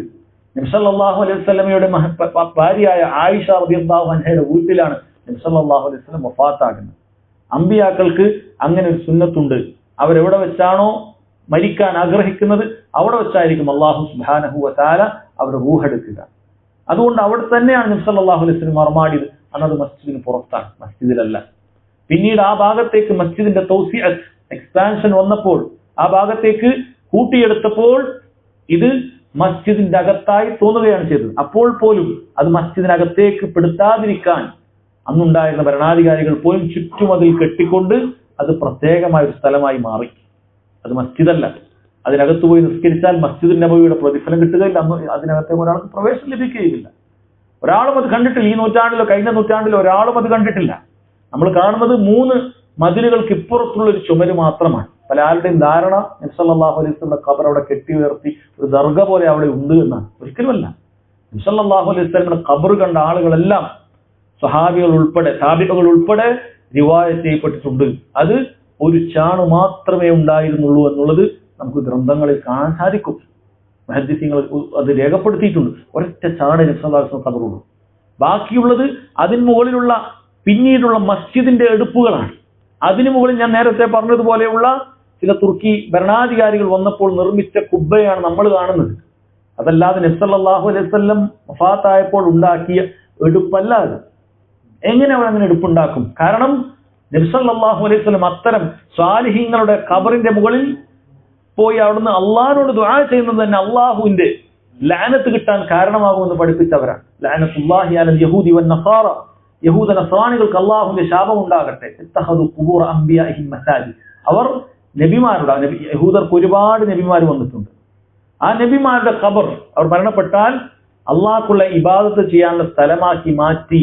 അതുകൊണ്ട് അള്ളാഹിന്റെ ശാപം കിട്ടട്ടെ എന്ന് അവരോട് പ്രാർത്ഥിച്ചു എന്ന് പോലും പറഞ്ഞിട്ടില്ല. അവിടെ പോയിട്ട് അവർ ആദ്യം ചെയ്തത് എന്താണ്? അവിടെ പോയിട്ട് അള്ളാഹിനോട് പ്രാർത്ഥിക്കുക. അപ്പൊ അങ്ങനെ ചെയ്തതിന് ശാപം ഉണ്ടാകട്ടെ എന്നാണ്. അതുകൊണ്ട് ആരെങ്കിലും ഖബറിന്റെ അടുക്കൽ പോയി അവിടെ നിന്ന് അള്ളാഹിനോട് പ്രാർത്ഥിക്കുന്നത് പോലെ ഈ ശാപത്തിന് കാരണമാകും. കാരണം അങ്ങനെ ഖബറിന് ലക്ഷ്യം വെച്ചുപോയി ഇബാദത്തുകൾ ചെയ്യുക എന്നുള്ളത് യഹൂദ നസ്രാനികളുടെ പണിയായിരുന്നു. അവർക്കതിന് ശാപം കിട്ടട്ടെ എന്നാണ് നബി സല്ലല്ലാഹു അലൈഹി വസല്ലം ദുആ ചെയ്തത്. കാരണം പിന്നീട് എന്ത് ചെയ്യും? അത് ഖബറിലാളോട് തന്നെ പ്രാർത്ഥിക്കുന്ന അവസ്ഥയിലേക്ക് എത്തും. അതുകൊണ്ട് സഹോദരങ്ങളെ, നമ്മൾ മനസ്സിലാക്കേണ്ടത് നബി സല്ലല്ലാഹു അലൈഹി വസല്ലം ഖബർ ഒരിക്കലും എന്ത് ചെയ്തിട്ടില്ല, അതിനുവേണ്ടി എടുപ്പുണ്ടാക്കിയിട്ടില്ല. കാരണം അങ്ങനെ എടുപ്പുണ്ടാക്കുക എന്നുള്ളത് തന്നെ നബി സല്ലല്ലാഹു അലൈഹി വസല്ലം വിലക്കിയിട്ടുള്ള കാര്യമാണ്. നഹാ റസൂലുള്ളാഹി സ്വല്ലല്ലാഹു അലൈഹി വസല്ലം അൻ യുജസ്സസൽ ഖബർ, ഖബറിന് മുകളിൽ കുമ്മായമിടുന്നത് നബി സല്ലല്ലാഹു അലൈഹി വസല്ലം വിലക്കിയിട്ടുണ്ട്. വഅൻ യഖദ അലൈഹി വൻ യുബ്ന അലൈഹി, അതിന്മേൽ ഇരിക്കുക, അതിന്മേൽ എടുപ്പുണ്ടാക്കുക എന്ന് നബി സല്ലല്ലാഹു അലൈഹി വസല്ലം വിലക്കിയിട്ടുണ്ട്. സ്വഹാബികൾ ആരും അതിൽ എടുപ്പുണ്ടാക്കിയിട്ടില്ല. താബിഈകളോ അത്ബാഉകളോ ആരും എടുപ്പുണ്ടാക്കിയിട്ടില്ല. പിന്നീട് നാം പറഞ്ഞല്ലോ, മസ്ജിദ് വലുതാക്കുന്ന സമയത്ത് മസ്ജിദിലുള്ള എടുപ്പ് മാത്രമാണ് നമ്മൾ അവിടെ കാണുന്നത്. ആ കുബ്ബ മസ്ജിദിന് മുകളിൽ പണിഞ്ഞതാണ്, അല്ലാതെ ഖബറിന് മുകളിൽ പണിഞ്ഞത് പോലുമല്ല. അവർ പോലും അത് ഉദ്ദേശിച്ചിട്ടില്ല. അതുകൊണ്ട് സഹോദരങ്ങളെ, ആ വിഷയത്തിൽ ആളുകൾക്ക് സംഭവിക്കുന്ന ഒരു കാര്യമാണ് നബി സല്ലല്ലാഹു അലൈഹി വസല്ലം ഖബറിനെ തേടി സിയാറത്ത് ചെയ്യുക പോലെയുള്ള കാര്യങ്ങൾ. അത് ആളുകളുടെ തൗഹീദിന് വലിയ രൂപത്തിൽ അബദ്ധം സംഭവിക്കുന്ന കാര്യമാണ്. അതുപോലെ തന്നെയാണ് ഖബറിന്റെ കാര്യത്തിൽ. ഖബർ കെട്ടി ഉയർത്തുക, ഖബറിന് കുമ്മായം ഇടുക, ഇതൊക്കെ തൗഹീദിന് കോട്ടം സംഭവിക്കുന്ന കാര്യമാണ്. നമ്മുടെ ഇസ്ലാം പൊളിഞ്ഞു പോകുന്ന കാര്യമാണ്. എന്തുകൊണ്ടാണ് അത് പൊളിഞ്ഞു പോകുന്നത്? കാരണം ഖബർ കെട്ടി ഉയർത്തിയാൽ പിന്നീട് അടുത്ത് സംഭവിക്കുന്നത് ശിർക്ക് തന്നെയാണ്. വെറുതെ ആരും ഖബർ കെട്ടി ഉയർത്തൂല. ഖബർ കെട്ടുന്ന ഉയർത്തുന്നതിന് പിന്നെ വ്യക്തമായ ലക്ഷ്യമുണ്ട്. അവിടെ പോയി ആ ഖബറാളിയോട് ചോദിക്കാനാണ്. എന്നും അവിടെ ഉറൂസുകൾ നടത്താനാണ്. വർഷാവർഷം ഉറൂസുകൾ നടത്താനും ആ മഹാനോട് തേടാനും അതിനുള്ള പ്രാർത്ഥന സംഗമങ്ങൾ ഉണ്ടാക്കാനും ഒക്കെയാണ്. ഇതന്നെയാണ് എല്ലായിടത്തും സംഭവിക്കുന്നത്. ഉള്ളാളം തങ്ങൾ മരിച്ചപ്പോൾ അവിടെ ഖബറുണ്ടാക്കി. അതുപോലെ നാഗൂറിലും അജ്മീറിലൊക്കെ ഓരോ അവിടുത്തെ ഷെയ്ഖന്മാര് വലിയമാരുണ്ട്, വലിയ ശ്രേഷ്ഠവര്യരായിട്ടുള്ള ആളുകൾ മരിച്ചു കിടക്കുന്നുണ്ട് എന്ന് പറഞ്ഞാണ് അവിടെ എടുപ്പുണ്ടാക്കിയത്. എന്നിട്ട് ആ ആളുകളോട് തന്നെ ചോദിക്കുകയാണ്, ജൂത നസാറാക്കൾ എന്താണോ ചെയ്തുകൊണ്ടിരിക്കുന്നത് അതേ കാര്യം ഇന്നും നമുക്ക് ജൂതന്മാരെന്താ ചെയ്യുന്നത് കാണാൻ സാധിക്കും. ജൂതന്മാരുടെ കൂട്ടത്തിൽ വലിയൊരു വിഭാഗം അവരെന്ത് ചെയ്യുന്നില്ല, അല്ലെങ്കിൽ ജൂതന്മാരിൽ തന്നെ വിഗ്രഹാരാധന ഒന്നുമില്ല. പക്ഷെ ഈ ഖബറുണ്ട്. ആ ഖബറിന്റെ ചിത്രവും ആ ഖബറിൽ അവർ ചെയ്യുന്ന ആരാധനകളും നമ്മൾ നോക്കിയാൽ സമാനമായത് നമുക്ക് നമ്മുടെ നാട്ടിലെ സമസ്തക്കാരുടെ ജാറങ്ങളിൽ, നോർത്ത് ഇന്ത്യയിൽ പോയാൽ ബറേൽവികളുടെ ജാറങ്ങളിൽ നമുക്ക് കാണാം. സമാനമായത് ഖബറിന്റെ രൂപങ്ങൾ പോലും പലപ്പോഴും ഒരേപോലെയാണ്. ഈ പച്ച തുണിയും പച്ച പെയിന്റും അവിടെയുള്ള ലൈറ്റും ഒരു പൂജാരിയെ പോലെ അത് നോക്കാൻ ഒരാളും ഇതൊക്കെ ജൂതന്മാർക്കുണ്ട്. ഇതേ കാര്യം ചാണോട് ചാല് നബി സല്ലല്ലാഹു അലൈഹി വസല്ലം താക്കീത് ചെയ്തതുപോലെ തന്നെ നിങ്ങൾക്ക് മുമ്പുള്ളവരുടെ ചര്യ നിങ്ങൾ പിൻപറ്റുക തന്നെ ചെയ്യും. സഹാബികൾ ചോദിച്ചു, യഹൂദ നസ്രാനിയുള്ളതാണോ? നബി സല്ലല്ലാഹു അലൈഹി വസല്ലം പറഞ്ഞു, പിന്നാരി, അതല്ലാതെ മറ്റാര്? അതേ പാരമ്പര്യം ഈ ആളുകൾ പിൻപറ്റിക്കൊണ്ടേയിരിക്കുകയാണ്. ഈ ആളുകൾക്ക് എങ്ങനെയാണ് അവരുടെ ഇസ്ലാം സുരക്ഷിതമാണെന്ന് പറയാൻ സാധിക്കുക? അവിടെ പോയി ഈ ഖബറിന്റെ വിഷയത്തിൽ അതിര് വിട്ടുകൊണ്ട്, മഹാന്മാരെ ആദരിക്കുന്ന വിഷയത്തിൽ അതിര് വിട്ടുകൊണ്ട് അവർ സഹോദരങ്ങളെ വലിയ അബദ്ധത്തിൽ സംഭവിച്ചുകൊണ്ടേയിരിക്കുകയാണ്. അതുകൊണ്ട് നമ്മൾ എപ്പോഴും എന്ത് ചെയ്യണം? ആ വിഷയം ശ്രദ്ധിക്കണം. അതുപോലെ ചില കാര്യങ്ങൾ കൂടി പറഞ്ഞ് അവസാനിപ്പിക്കുകയാണ്. ആളുകൾക്ക് സംഭവിക്കുന്ന അവരുടെ ഇസ്ലാമിനെ കാര്യമായ നിലക്ക് ബാധിക്കുന്ന ഒരു കാര്യമാണ് ഉറുക്കുകളും ഏലസുകളും അതിൽ അഭയം കണ്ടെത്തുക എന്നുള്ളത്. നബി സല്ലല്ലാഹു അലൈഹി വസല്ലം വളരെ ഗൗരവത്തിൽ താക്കീത് ചെയ്തിട്ടുള്ള ഒരു കാര്യമാണ്. അവിടുന്ന് പറഞ്ഞു, മൻ തഅല്ലക തമീമതൻ ഫഖദ് അശ്റക. ആരെങ്കിലും ഏലസ് ധരിച്ചു കഴിഞ്ഞാൽ അവൻ ശിർക്ക് ചെയ്തു എന്ന് നബി സല്ലല്ലാഹു അലൈഹി വസല്ലം പറഞ്ഞിട്ടുണ്ട്. എന്താണ് ഏലസ്? എന്തെങ്കിലുമൊക്കെ രോഗങ്ങൾ മാറാൻ ഏലസ് കിട്ടും. അതല്ലെങ്കിൽ രോഗങ്ങൾ വരാതിരിക്കാൻ മക്കൾക്ക് ആളുകൾ ഏലസ് കെട്ടിക്കൊടുക്കും. അരയിൽ കെട്ടിക്കൊടുക്കും, കയ്യിൽ കെട്ടിക്കൊടുക്കും, കാലുകൾ കെട്ടിക്കൊടുക്കും. ഇത് സഹോദരങ്ങളെ നബി സല്ലല്ലാഹു അലൈഹി വസല്ലം ശക്തമായി എതിർത്തിട്ടുള്ള കാര്യം. മൻ തഅല്ലക തമീമതൻ ഫഖദ് അശ്റക. ആരെങ്കിലും തമീമത്ത് കെട്ടിയാൽ അവൻ ശിർക്ക് ചെയ്തു എന്നാണ്. എത്രത്തോളം നബി സല്ലല്ലാഹു അലൈഹി വസല്ലം അങ്ങനെ ഒരു ഉറുക്ക് കെട്ടിയ ഒരാൾ ഒരിക്കൽ ബൈഅത്ത് ചെയ്യാൻ വന്നപ്പോൾ നബി സല്ലല്ലാഹു അലൈഹി വസല്ലം ബൈഅത്ത് കൊടുക്കും. ഇസ്ലാമിലേക്ക് ആളുകൾ വന്നാൽ കൈപിടിച്ച് ബൈഅത്ത് കൊടുക്കും, ചില കാര്യങ്ങൾ നിർദ്ദേശങ്ങൾ കൊടുക്കും. അപ്പോൾ അദ്ദേഹത്തിന് ബൈഅത്ത് കൊടുത്തില്ല. കാര്യം ഈ ഉറുക്കുണ്ടായിരുന്നു. നബി സല്ലല്ലാഹു അലൈഹി വസല്ലം ശക്തമായി എതിർത്തു. ഈ കാര്യം കൊണ്ടാണ് ചെയ്യാത്തതെന്ന് പറഞ്ഞു.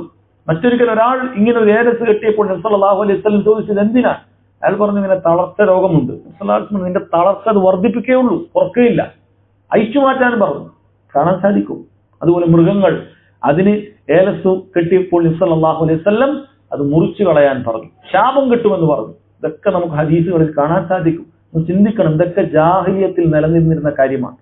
എന്നിട്ട് നബി സല്ലല്ലാഹു അലൈഹി വസല്ലം വന്നിട്ട് അത് വളരെ കൃത്യമായി എതിർത്തിരുന്ന കാര്യമാണ്. എന്നിട്ട് അതേ കാര്യം ഇന്ന് വീണ്ടും ആവർത്തിക്കുക എന്ന് പറയുമ്പോൾ പിശാച് എത്ര തന്ത്രത്തോടു കൂടിയാണ് പ്രവർത്തിച്ചിരിക്കുന്നത് എന്ന് മനസ്സിലാക്കണം. നമ്മൾ രക്ഷ ചോദിക്കണം എപ്പോഴും അള്ളാഹുവിനോട് ഇത്തരം ശിർക്കിൽ സംഭവിക്കുന്നത്.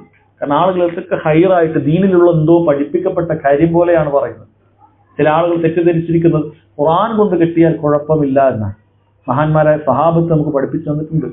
ഖുർആൻ കൊണ്ടാണെങ്കിലും ശരി, അല്ലെങ്കിലും ശരി, ചെയ്യാൻ പാടില്ല. അത് ഗൗരവമുള്ള കാര്യമാണ്. കാരണം ഖുർആൻ കൊണ്ട് കെട്ടുമ്പോൾ യഥാർത്ഥത്തിൽ ഖുർആൻ അവഹേളിക്കുന്ന രൂപത്തിലേക്കാണ് നിങ്ങൾ പോകുന്നത്. നിങ്ങൾ അത് ഇട്ടുകൊണ്ട് നിങ്ങൾ എവിടെ പോകും? നിങ്ങൾ ടോയ്ലറ്റിൽ പോകും, ബാത്റൂമിൽ പോകും, പല കാര്യങ്ങളും ചെയ്യും. നിങ്ങൾ കയ്യിൽ ഖുർആനുണ്ട്. ഇനി പറയുന്ന ഖുർആൻ എന്ന് പറയുന്ന പല ഏടുകളും എടുത്തു നോക്കിയാൽ അത് ഖുർആനല്ല. യഥാർത്ഥത്തിൽ സിഹറിന്റെ ചില വാക്കുകളാണ്, ചില അക്ഷരങ്ങളാണ്. ചിലത് നമുക്ക് മനസ്സിലാകും, ചിലത് മറ്റേതോ ഭാഷയായിരിക്കും. അങ്ങനെ പലതും എഴുതി കൂട്ടുകയാണ്. അതുകൊണ്ട് സഹോദരങ്ങളെ, അത് ഒരാൾ ദീൻ ഇസ്ലാമിൽ നിന്ന് തന്നെ തെറ്റിച്ചു കളയും. ഈ ഏലസ് കൊണ്ടാണ് എനിക്ക് രക്ഷ ലഭിക്കുന്നത് എന്നൊരാൾ വിശ്വസിച്ചാൽ ദീൻ ഇസ്ലാമിന് പുറത്തുപോയി. ഇനി അതല്ല, ഈ ഏലസ് അള്ളാഹു താല നിശ്ചയിച്ചൊരു മാർഗമാണെന്ന് ഒരാൾ വിശ്വസിക്കുകയാണെങ്കിൽ അവൻ അള്ളാഹുവിന്റെ പേരിൽ അള്ളാഹു പറയാത്ത കാര്യം പറയുന്ന ഗൗരവമായ തിന്മയാണ് ചെയ്തിട്ടുള്ളത്. അതുപോലെ ഷിർക്കുൻ അസ്ഗറാണ്, ചെറിയ ഷിർക്കാണ്, ദീനിന് പുറത്തു പോവുകയില്ല എങ്കിലും ഗൗരവമുള്ള കാര്യമാണ് സഹോദരങ്ങളെ ചെയ്തിട്ടുള്ളത്. അതുപോലെ ആളുകൾ ഈ രൂപത്തിൽ പല കാര്യങ്ങളും പക്ഷി നോട്ടം നടത്തുന്നു, ലക്ഷണം നടത്തുന്നു. എന്തെങ്കിലുമൊക്കെ ഒരു കാര്യം, ഒരു ജോലി, എന്തെങ്കിലും ഒരു സംരംഭം അത് മുന്നോട്ട് നടത്തുന്നതിന് മുമ്പ് ലക്ഷണം നോക്കുന്നത് കാണാൻ സാധിക്കും. അത് നബി സല്ലല്ലാഹു അലൈഹി വസല്ലം വിലക്കിയിട്ടുള്ളതാണ്. ലാ അദ്വ വലാ തീറത, ഞാനിതാ അദ്വ, ഇങ്ങനെ രോഗം സ്വയം നിലക്ക് പകരുമെന്ന് വിശ്വസിക്കുന്നത് അത് പാടില്ല. അതുപോലെ തന്നെ വലാ തീറ, ലക്ഷണം നോക്കുക അത് പാടില്ല, പക്ഷി നോട്ടം അത് പാടില്ല. തീറത്തു ശിർക്കുൻ, തീറ ശിർക്കാണ്. ഇതെല്ലാം നബി സല്ലല്ലാഹു അലൈഹി വസല്ലം പഠിപ്പിച്ചു തന്നിട്ടുള്ള കാര്യമാണ്. എന്താണ് അത് ലക്ഷണം നോക്കുക എന്ന് പറഞ്ഞാൽ? മുന്നോട്ടേക്ക് ഒരു കാലെടുത്ത് വെക്കുമ്പോൾ എന്തെങ്കിലും ഒരു സംഭവം അവിടെ ഉണ്ടായി കഴിഞ്ഞാൽ അതൊരു അപലക്ഷണമായി കണ്ടുകൊണ്ട് അതിൽ നിന്ന് പിന്മാറുക. അതല്ലെങ്കിൽ ചെയ്യണ്ട എന്ന് വിചാരിച്ച കാര്യം എന്തെങ്കിലും കാണുന്ന പ്രത്യേക ദിവസം നിശ്ചയിച്ച് അവിടെ നമ്മൾ ചെയ്യാൻ തീരുമാനിക്കുക. കാരണം ആ ദിവസം ചെയ്താൽ പ്രത്യേകം എന്തെങ്കിലുമൊക്കെ നമുക്ക് നേടിയെടുക്കാൻ പറ്റും. ചില ആളുകൾ പറഞ്ഞു ബാക്കിയുള്ള ദിവസം ഈ ദിവസം ഇന്ന ടൈമിൽ ചെയ്യണം. അങ്ങനെ ഒരു ലക്ഷണം നോക്കുന്ന പരിപാടി സഹോദരങ്ങളെ ദീൻ ഇസ്ലാമിലില്ല. ഗൗരവമുള്ള കാര്യമാണ്. നമ്മൾ തൗഹീദിനെ ബാധിക്കുന്ന കാര്യമാണ്, പലരും ശ്രദ്ധിക്കാത്ത കാര്യമാണ്. അതുപോലെ അള്ളാഹു സുബ്ഹാനഹു വ തആലയുള്ള വിശ്വാസത്തിൽ ആളുകൾ സംഭവിക്കുന്ന ഒരു അബദ്ധത്തിൽപ്പെട്ടതാണ്. അള്ളാഹു തആല എല്ലായിടത്തും ഉണ്ട് എന്ന് വിശ്വസിക്കുക എന്നുള്ളത്. അള്ളാഹു എല്ലായിടത്തുണ്ട് എന്ന് വിശ്വസിക്കുക. പല സാധുക്കളും അത് വിശ്വസിക്കുന്നത് ഒരു ന്യായമായ അല്ലെങ്കിൽ അവരൊരു മാന്യമായ ഒരു അള്ളാഹുവിന് കൊടുക്കേണ്ട ഒരു എന്താ പറയുക ഒരു സ്ഥാനം പോലെയാണ് വിശ്വസിക്കുന്നത്. അതായത് അള്ളാഹു എല്ലായിടത്തും ഉണ്ട് എന്ന് പറയുമ്പോൾ അള്ളാഹു എല്ലാം നമ്മളൊക്കെ കാണുന്നുണ്ട്, അള്ളാഹു സുബ്ഹാനഹു വ തആല നമ്മളൊക്കെ അറിയുന്നുണ്ട്, അപ്പൊ അള്ളാഹു എല്ലായിടത്തും ഉണ്ട് എന്ന രൂപത്തിലാണ് വിശ്വസിക്കുന്നത്. യഥാർത്ഥത്തിൽ സഹോദരങ്ങളെ ഇത് കുഫ്റൻ വിശ്വാസമാണ്.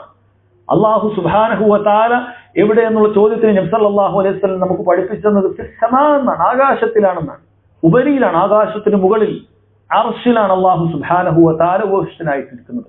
അർ-റഹ്മാനു അലൽ അർശി ഇസ്തവ, അള്ളാഹു സുബ്ഹാനഹു വ തആല അർശിൽ ഉപവിഷ്ടനായിരിക്കുന്നു എന്ന് ഖുർആനിൽ അനവധി സ്ഥലങ്ങളിൽ പറഞ്ഞിട്ടുള്ള കാര്യമാണ്.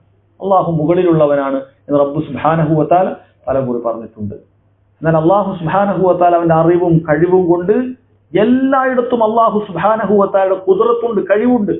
അള്ളാഹു തആല കേൾക്കാത്ത ഒരു സംസാരവുമില്ല, അള്ളാഹു കാണാത്തൊരു കാഴ്ചയുമില്ല. അള്ളാഹു സുബ്ഹാനഹു വ തആല എല്ലാം കാണുന്നവനാണ്, എല്ലാം കേൾക്കുന്നവനാണ്. അതിന് അള്ളാഹു തആലക്ക് ആ സംഭവ സ്ഥലത്ത് എത്തേണ്ട യാതൊരു ആവശ്യമില്ല. അള്ളാഹുവിന് 7 ആകാശങ്ങൾക്ക് മുകളിൽ നിന്ന് തന്നെ എല്ലാ കാര്യങ്ങൾ കാണാനും എല്ലാ കാര്യങ്ങൾ കേൾക്കാനും സാധിക്കുന്നവനാണ്. അള്ളാഹുവിന് എല്ലാ കഴിവുമുള്ളവനാണ്. എന്നാൽ അള്ളാഹു തആല എല്ലായിടത്തും ഉണ്ട് എന്ന് പറയുമ്പോൾ അത് കുഫ്റൻ വിശ്വാസമാണ്, അത് അദ്വൈത വിശ്വാസമാണ്. അവരാണ് അങ്ങനെ വിശ്വസിക്കുന്നത്. ദൈവം എല്ലായിടത്തുമുണ്ട്, തൂണിലും തുരുമ്പിലുമുണ്ട്, എല്ലായിടത്തും ദൈവത്തിന്റെ അംശമുണ്ട് എന്ന് വിശ്വസിക്കുന്നത് കുഫ്റൻ വിശ്വാസമാണ്. ഇന്ന് ചില സൂഫികൾക്കുള്ളതുപോലെ അവർക്ക് അങ്ങനെയുള്ള വിശ്വാസമാണ്. അതായത് അവർ വിശ്വസിക്കുന്ന അവരുടെ സൂഫി ഷെയ്ഖന്മാരിൽ പോലും അവർ കുറച്ചു കഴിഞ്ഞാൽ അവർക്ക് ഫനാ സംഭവിക്കും, അവർ അള്ളാഹുമായിട്ട് അലിഞ്ഞു ചേരും എന്നാണ് വിശ്വസിക്കുന്നത്. അവിടെ ത്വരീഖത്തിന്റെ ഷെയ്ഖ് അള്ളാഹുമായിട്ട് അലിഞ്ഞു ചേർന്നാൽ പിന്നീട് അവർ അനല്ലാഹ്, ഞാനാണ് അള്ളാഹ് എന്ന് പറയുന്ന CM മടവൂരിനെ തൊട്ടും അതുപോലെയുള്ള പല ഷെയ്ത്താന്മാരെ കുറിച്ചും ആളുകൾ വിശ്വസിക്കുന്നതാണ്. പല ത്വരീഖത്തിന്റെ ഷെയ്ഖന്മാർ അവർ അള്ളാഹുലേക്ക് ചേർന്നവരാണ്. അതുകൊണ്ട് അവർക്ക് ഇനി ദീനിന്റെ നിയമങ്ങളൊന്നും ബാധകമല്ല എന്ന് പറഞ്ഞിട്ട് അള്ളാഹുവിനെ പോലെ ആളുകളായിട്ട് അവർ കാണാൻ പോലും തുടങ്ങി. മക്കയിലെ മുശ്രിക്കുകൾക്ക് പോലും ഇന്നത്തെ സൂഫി ചിന്തകൾ ഉണ്ടായിരുന്നില്ല എന്നുള്ളത് നമുക്ക് അവരെ കുറിച്ചിട്ട് അള്ളാഹു സുബ്ഹാനഹു വ തആല പറഞ്ഞ ചരിത്ര സത്യത്തിൽ നിന്ന് മനസ്സിലാക്കാൻ സാധിക്കും. അവരങ്ങനെ വിശ്വസിച്ചിട്ടില്ല. ലാത്ത് അള്ളാഹുമായി ചേർന്നിട്ടുണ്ട്, ഉസ്സ അള്ളാഹുമായി ചേർന്നിട്ടുണ്ട് എന്നുള്ളത്. ഈ സൂഫി വിശ്വാസങ്ങൾ യഥാർത്ഥത്തിൽ ഹൈന്ദവ വിശ്വാസത്തിൽ നിന്നും ഹിന്ദുക്കളുടെ വിശ്വാസത്തിൽ നിന്നും വന്നിട്ടുള്ളതാണ്. കാരണം അവരുടെ വിശ്വാസമാണത്. എല്ലാത്തിലും തൂണിലും തുരുമ്പിലും മനുഷ്യരിൽ പോലും ദൈവമുണ്ട്, എല്ലാത്തിലും ദൈവികതയുണ്ട്. കൂടുതൽ നന്മകൾ ചെയ്യുന്ന ആളുകൾ അങ്ങനെ ദൈവിക അംശം കൂടുതലുള്ളവരാണ് എന്ന വിശ്വാസം അത്തരത്തിലുള്ള ഹൈന്ദവ വിശ്വാസങ്ങളിൽ നിന്നാണ് സൂഫികൾ, ഇന്ത്യയിൽ നിന്നാണ് ഇതൊക്കെ ഉടലെടുത്തിരിക്കുന്നത്. ഇത്തരം കുഫ്റൻ വിശ്വാസങ്ങൾ, ആ സൂഫികൾക്ക് ആ വിശ്വാസം കിട്ടിയത്. ആ വിശ്വാസം അതുപോലെ വെച്ചു പുലർത്തുന്ന ആളുകളെ നമുക്ക് കാണാൻ സാധിക്കും സഹോദരങ്ങളെ. അതുകൊണ്ട് നമ്മൾ മനസ്സിലാക്കുക, അള്ളാഹു 7 ആകാശത്തിന് മുകളിലാണ് അള്ളാഹു തആല ഉള്ളത്. അള്ളാഹു അവിടെ വെച്ചിട്ട് നമ്മളെ കാണുകയും കേൾക്കുകയും നമ്മുടെ കണ്ടനാടിയേക്കാളും അള്ളാഹു സുബ്ഹാനഹു വ തആല നമുക്ക് അടുത്തുണ്ട് എന്ന് പറയുകയും ചെയ്ത് അതാണ്. അല്ലാതെ അള്ളാഹു ഇവിടെ ഉണ്ട് എന്നല്ല. അള്ളാഹു സുബ്ഹാനഹു വ തആല അവൻ വളരെ കൃത്യമായി ഇവിടെയുള്ള കാര്യങ്ങളെല്ലാം അള്ളാഹു തആലക്ക് അറിയാം. എത്ര നിസ്സാരമായ കാര്യമാണെങ്കിലും അള്ളാഹു സുബ്ഹാനഹു വ തആല അലീമാണ്, ഖബീറാണ്, എല്ലാം അറിയുന്നവനാണ്, സസൂക്ഷ്മമായി അറിയുന്നവനാണ്. അള്ളാഹുവിന് ഗോപ്യമായിട്ട് ഒരു കാര്യവുമില്ല എന്ന കാര്യം നമ്മൾ വിശ്വസിച്ചിരിക്കേണ്ടതുണ്ട് എന്നുള്ളത് സഹോദരങ്ങളെ മനസ്സിലാക്കുക. അതുപോലെ അവസാനമായി പറയാനുള്ളത് ഈ ബിദ്അത്തുകളുമായി ബന്ധപ്പെട്ട് ഇന്ന് സമൂഹത്തിൽ ആളുകളതാ ഈ ആഴ്ചയും മറ്റുമൊക്കെ കൊണ്ടാടുന്ന നിബിദിനവുമായി ബന്ധപ്പെട്ടിട്ടാണ്. സഹോദരങ്ങളെ നമ്മൾ മനസ്സിലാക്കണം, സല്ലല്ലാഹു അലൈഹി വസല്ലം ഒരിക്കൽ പോലും അവിടുന്ന് 63 വർഷം ജീവിച്ചിട്ടുണ്ട്. അവിടുന്ന് ജാഹിലിയത്തിൽ അല്ലെങ്കിൽ ഇസ്ലാമിലേക്ക് വരുന്നതിന് മുമ്പോ, അതായത് അവിടത്തേക്ക് നുബുവത്ത് ലഭിക്കുന്നതിന് മുമ്പ് ജാഹിലിയത്തുള്ള സമൂഹമോ അതിനുശേഷം 23 വർഷക്കാലം മക്കയിലുള്ള 10 വർഷത്തിലോ മദീനയിലുള്ള 13 വർഷത്തിലോ ഒരിക്കൽ പോലും ഒരു സ്വഹാബി പോലും നബി സല്ലല്ലാഹു അലൈഹി വസല്ലമയുടെ നിർദ്ദേശപ്രകാരമോ അല്ലാതെയോ അവിടുത്തെ സ്നേഹം കൊണ്ടോ അല്ലാതെ ഒരിക്കൽ പോലും അവിടുത്തെ നബിദിനം ആചരിച്ചിട്ടില്ല. കാരണം ദീനുൽ ഇസ്ലാം അങ്ങനെ ബർത്ത്ഡേകൾ ആഘോഷിക്കുക എന്ന് പറയുന്നത് ദീനുൽ ഇസ്ലാമിലില്ല. അങ്ങനെ സംഭവമേ ഇല്ല. അത് കഴിഞ്ഞുപോയ അമ്പിയാക്കളുടെ കാര്യത്തിലും അങ്ങനെ തന്നെയാണ്. പിന്നീട് ആളുകൾ അത് കൂട്ടിച്ചേർത്തു പോയതാണ്. ആളുകൾ പിന്നീട് ഉണ്ടാക്കിയെടുത്തിട്ടുള്ള കാര്യമാണ്. ദീനുൽ ഇസ്ലാം അതിന് പ്രോത്സാഹിപ്പിച്ചിട്ടില്ല. അതുകൊണ്ടാണ് നബി സല്ലല്ലാഹു അലൈഹി വസല്ലം ജന്മദിനം എന്നാണ് എന്നുള്ള കാര്യത്തിൽ തന്നെ ചരിത്രകാരന്മാർക്ക് പോലും അഭിപ്രായ വ്യത്യാസമാണ്. ഏകാഭിപ്രായമില്ല. അതെങ്ങാനും ഒരു ആചരിക്കേണ്ടതായ ഒരു ദിവസമായിരുന്നെങ്കിൽ അതിലെങ്കിലും ഏകാഭിപ്രായം വരണമായിരുന്നു. സംഭവിച്ചിട്ടില്ല. നബി സല്ലല്ലാഹു അലൈഹി വസല്ലമയുടെ ജന്മദിനം അവിടുന്ന് ചെയ്തിട്ടില്ല, പറഞ്ഞിട്ടില്ല, അവിടുന്ന് കൽപ്പിച്ചിട്ടില്ല, ഒന്നും ചെയ്തിട്ടില്ല. സ്വഹാബികൾ ചെയ്തിട്ടില്ല, താബിഉകൾ ചെയ്തിട്ടില്ല, അത്ബാഉകൾ ചെയ്തിട്ടില്ല. മുൻഗാമികളിൽ ആരും നബി സല്ലല്ലാഹു അലൈഹി വസല്ലം ഏറ്റവും ശ്രേഷ്ഠതയുള്ളവരെന്ന് പറഞ്ഞ ആദ്യ 3 നൂറ്റാണ്ടുകളിൽപ്പെട്ട ഒരാൾ പോലും എന്ത് ചെയ്തിട്ടില്ല? ഒരാൾ പോലും നബി സല്ലല്ലാഹു അലൈഹി വസല്ലം ജന്മദിനം ആഘോഷിച്ചിട്ടില്ല. അപ്പോൾ പറയുന്നത് ജന്മദിനം ആഘോഷിക്കാന്ന് പറഞ്ഞാൽ അവർ ആഘോഷിക്കേണ്ട ആവശ്യമില്ല, അതിന് തെളിവ് ആവശ്യമില്ല. മറിച്ച് നബി സല്ലല്ലാഹു അലൈഹി വസല്ലം സ്നേഹമുണ്ടായാൽ മതി എന്നാണ് അവരുടെ ക്യാപ്ഷൻ. സഹോദരങ്ങളെ, അത് ആദ്യം പറഞ്ഞതിനേക്കാളും വലിയ അബദ്ധം തന്നെയല്ലേ? നബി സല്ലല്ലാഹു അലൈഹി വസല്ലം സ്നേഹം മതി നബിദിനം ആഘോഷിക്കാൻ എന്ന് പറയുമ്പോൾ ഈ പറയുന്ന 3 നൂറ്റാണ്ടുകൾ അതിൽ അബൂബക്കറും ഉമറും ഉസ്മാനും അലിയും ഉൾപ്പെടെയുള്ള സ്വർഗം കൊണ്ട് സന്തോഷ വാർത്ത അറിയിക്കപ്പെട്ട ആളുകളും അതുപോലെ അള്ളാഹു സ്വർഗത്തിലാണെന്ന് പറഞ്ഞ സ്വഹാബികൾ മുഴുവനും എല്ലാവരും ഉണ്ട്. അവർക്ക് ഒരാൾക്ക് പോലും അങ്ങനെ ഒരു സ്നേഹം ഉണ്ടായിട്ടില്ല എന്ന് പറയേണ്ടി വരും. അതല്ലെങ്കിൽ സ്നേഹം പ്രകടിപ്പിക്കാനായി അവരൊന്നും തന്നെ ചെയ്തിട്ടില്ല എന്ന് പറയേണ്ടി വരും. യഥാർത്ഥത്തിൽ നബി സല്ലല്ലാഹു അലൈഹി വസല്ലം സ്നേഹം ഒരിക്കലും എന്തിനെ അറിയിക്കുന്നില്ല. ഒരു പ്രത്യേക ദിവസം നിശ്ചയിച്ച് അവിടുത്തെ നബിദിനം ആചരിക്കുന്ന ഉദ്ദേശിക്കുന്നില്ല. മറിച്ച് അത് അനിവാര്യമാക്കുന്നത് നബി സല്ലല്ലാഹു അലൈഹി വസല്ലം പിൻപറ്റുക എന്നുള്ളതാണ്. അതുകൊണ്ട് ആ നടമാടുന്ന മുഴുവൻ കാര്യങ്ങളും പരിശുദ്ധ ദീനുൽ ഇസ്ലാമിന് ഒരു കാലഘട്ടത്തിലും പരിചയമില്ലാത്ത, അതും നാം നേരത്തെ പറഞ്ഞതുപോലെ ഷിയാക്കൾ റാഫിളകൾ കൊണ്ടുവന്ന ഒരു ആചാരം മാത്രമാണ്. അന്ന് അവർ കൊണ്ടുവരുമ്പോൾ നബി സല്ലല്ലാഹു അലൈഹി വസല്ലമയുടെ ജന്മദിനം മാത്രമല്ല, മറിച്ച് അവർ ഒപ്പം കൊണ്ടുവന്നത് അലി റളിയല്ലാഹു അൻഹുവിന്റെ, ഹസൻ റളിയല്ലാഹു അൻഹുവിന്റെ, ഹുസൈൻ റളിയല്ലാഹു അൻഹുവിന്റെ, ഫാത്തിമ റളിയല്ലാഹു അൻഹയുടെ, അതുപോലെ അവിടെ ഉണ്ടായിരുന്ന ഒരു ഭരണാധികാരിയുടെ, അന്ന് ജീവിച്ചിരുന്ന ഒരു ഭരണാധികാരിയുടെ ഒപ്പം നബി സല്ലല്ലാഹു അലൈഹി വസല്ലം. അങ്ങനെ 6 ജന്മദിനം അവരന്ന് സ്റ്റാർട്ട് ചെയ്തതാണ്. അത് ഷിയാക്കളാണ്, റാഫിളകളാണ് ഇത് കൊണ്ടുവന്നിട്ടുള്ളത്. അത് 3-ാം നൂറ്റാണ്ടിന് ശേഷം 4-ാം നൂറ്റാണ്ട്. എന്നിട്ടും അഹ്ലു സുന്നത്തിൽ അതിൽപ്പെട്ട ഒരാളും അത് തിരിഞ്ഞു നോക്കിയിട്ടില്ല. പിന്നീട് 6-ാം നൂറ്റാണ്ടൊക്കെ കഴിയുമ്പോഴാണ് ഈ മുളഫർ രാജാവിന്റെ ഒക്കെ കാലഘട്ടത്തിൽ ചിലർ, അതായത് അഹ്ലു സുന്ന എന്ന് പറയുമ്പോൾ ഷിയാക്കളിൽ പെടാത്ത ബാക്കിയുള്ള ആളുകളിലേക്ക് പോലും 6-ാം നൂറ്റാണ്ട് വേണ്ടി വന്നു ഇത് കയറിക്കൂടാൻ. അതുകൊണ്ടാണ് പണ്ഡിതന്മാർ പറഞ്ഞത് ആദ്യത്തെ 3, 4, 5 നൂറ്റാണ്ട് വരെ ഈ പറയുന്ന ബിദ്അത്തിന്റെ ആളുകളുടെ ഇമാമുമാരെന്ന് അവർ വലിയ വായിൽ പറയുന്ന ആളുകൾക്ക് പോലും അങ്ങനെ ഒരു വാദം എവിടെയും കാണാൻ പറ്റൂല, ഒരു ഗ്രന്ഥത്തിലും കാണാൻ പറ്റുന്നില്ല. കാരണം വളരെ പിൽക്കാലത്ത് വന്ന ഒരു പുത്തനാചാരം മാത്രമാണ് യഥാർത്ഥത്തിൽ നബിദിനം എന്ന് പറയുന്നത് എന്നുകൂടി സഹോദരങ്ങളെ നമ്മൾ മനസ്സിലാക്കുകയാണ്. അല്ലാഹു സുബ്ഹാനഹു വ തആല കാര്യങ്ങൾ മനസ്സിലാക്കാൻ മുസ്ലിം ഉമ്മത്തിന് തൗഫീഖ് നൽകുമാറാകട്ടെ. അല്ലാഹു തആല എന്നെയും നിങ്ങളെയും പരിശുദ്ധ ദീനുൽ ഇസ്ലാമിൽ അടിയുറപ്പിച്ച് നിർത്തുകയും അല്ലാഹു തആല അവൻ തൃപ്തിപ്പെടുന്ന മഹാഭാഗ്യവാന്മാരിൽ അല്ലാഹു നമ്മെ ഉൾപ്പെടുത്തുകയും സ്വർഗ്ഗത്തിൽ പ്രവേശിപ്പിക്കുകയും ചെയ്യുമാറാകട്ടെ.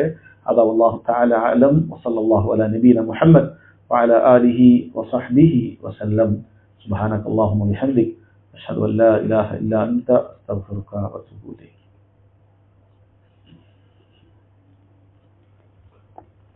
സംസാരവുമായി ബന്ധപ്പെട്ട എന്തെങ്കിലും സംശയങ്ങൾ ഉണ്ടെങ്കിൽ ചോദിക്കാം. വളരെ എളുപ്പമാണ്. ഇത് എപ്പോഴാണ് നബി സല്ലല്ലാഹു അലൈഹി വസല്ലം പറഞ്ഞതെന്ന് മാത്രം നോക്കിയാൽ മതി.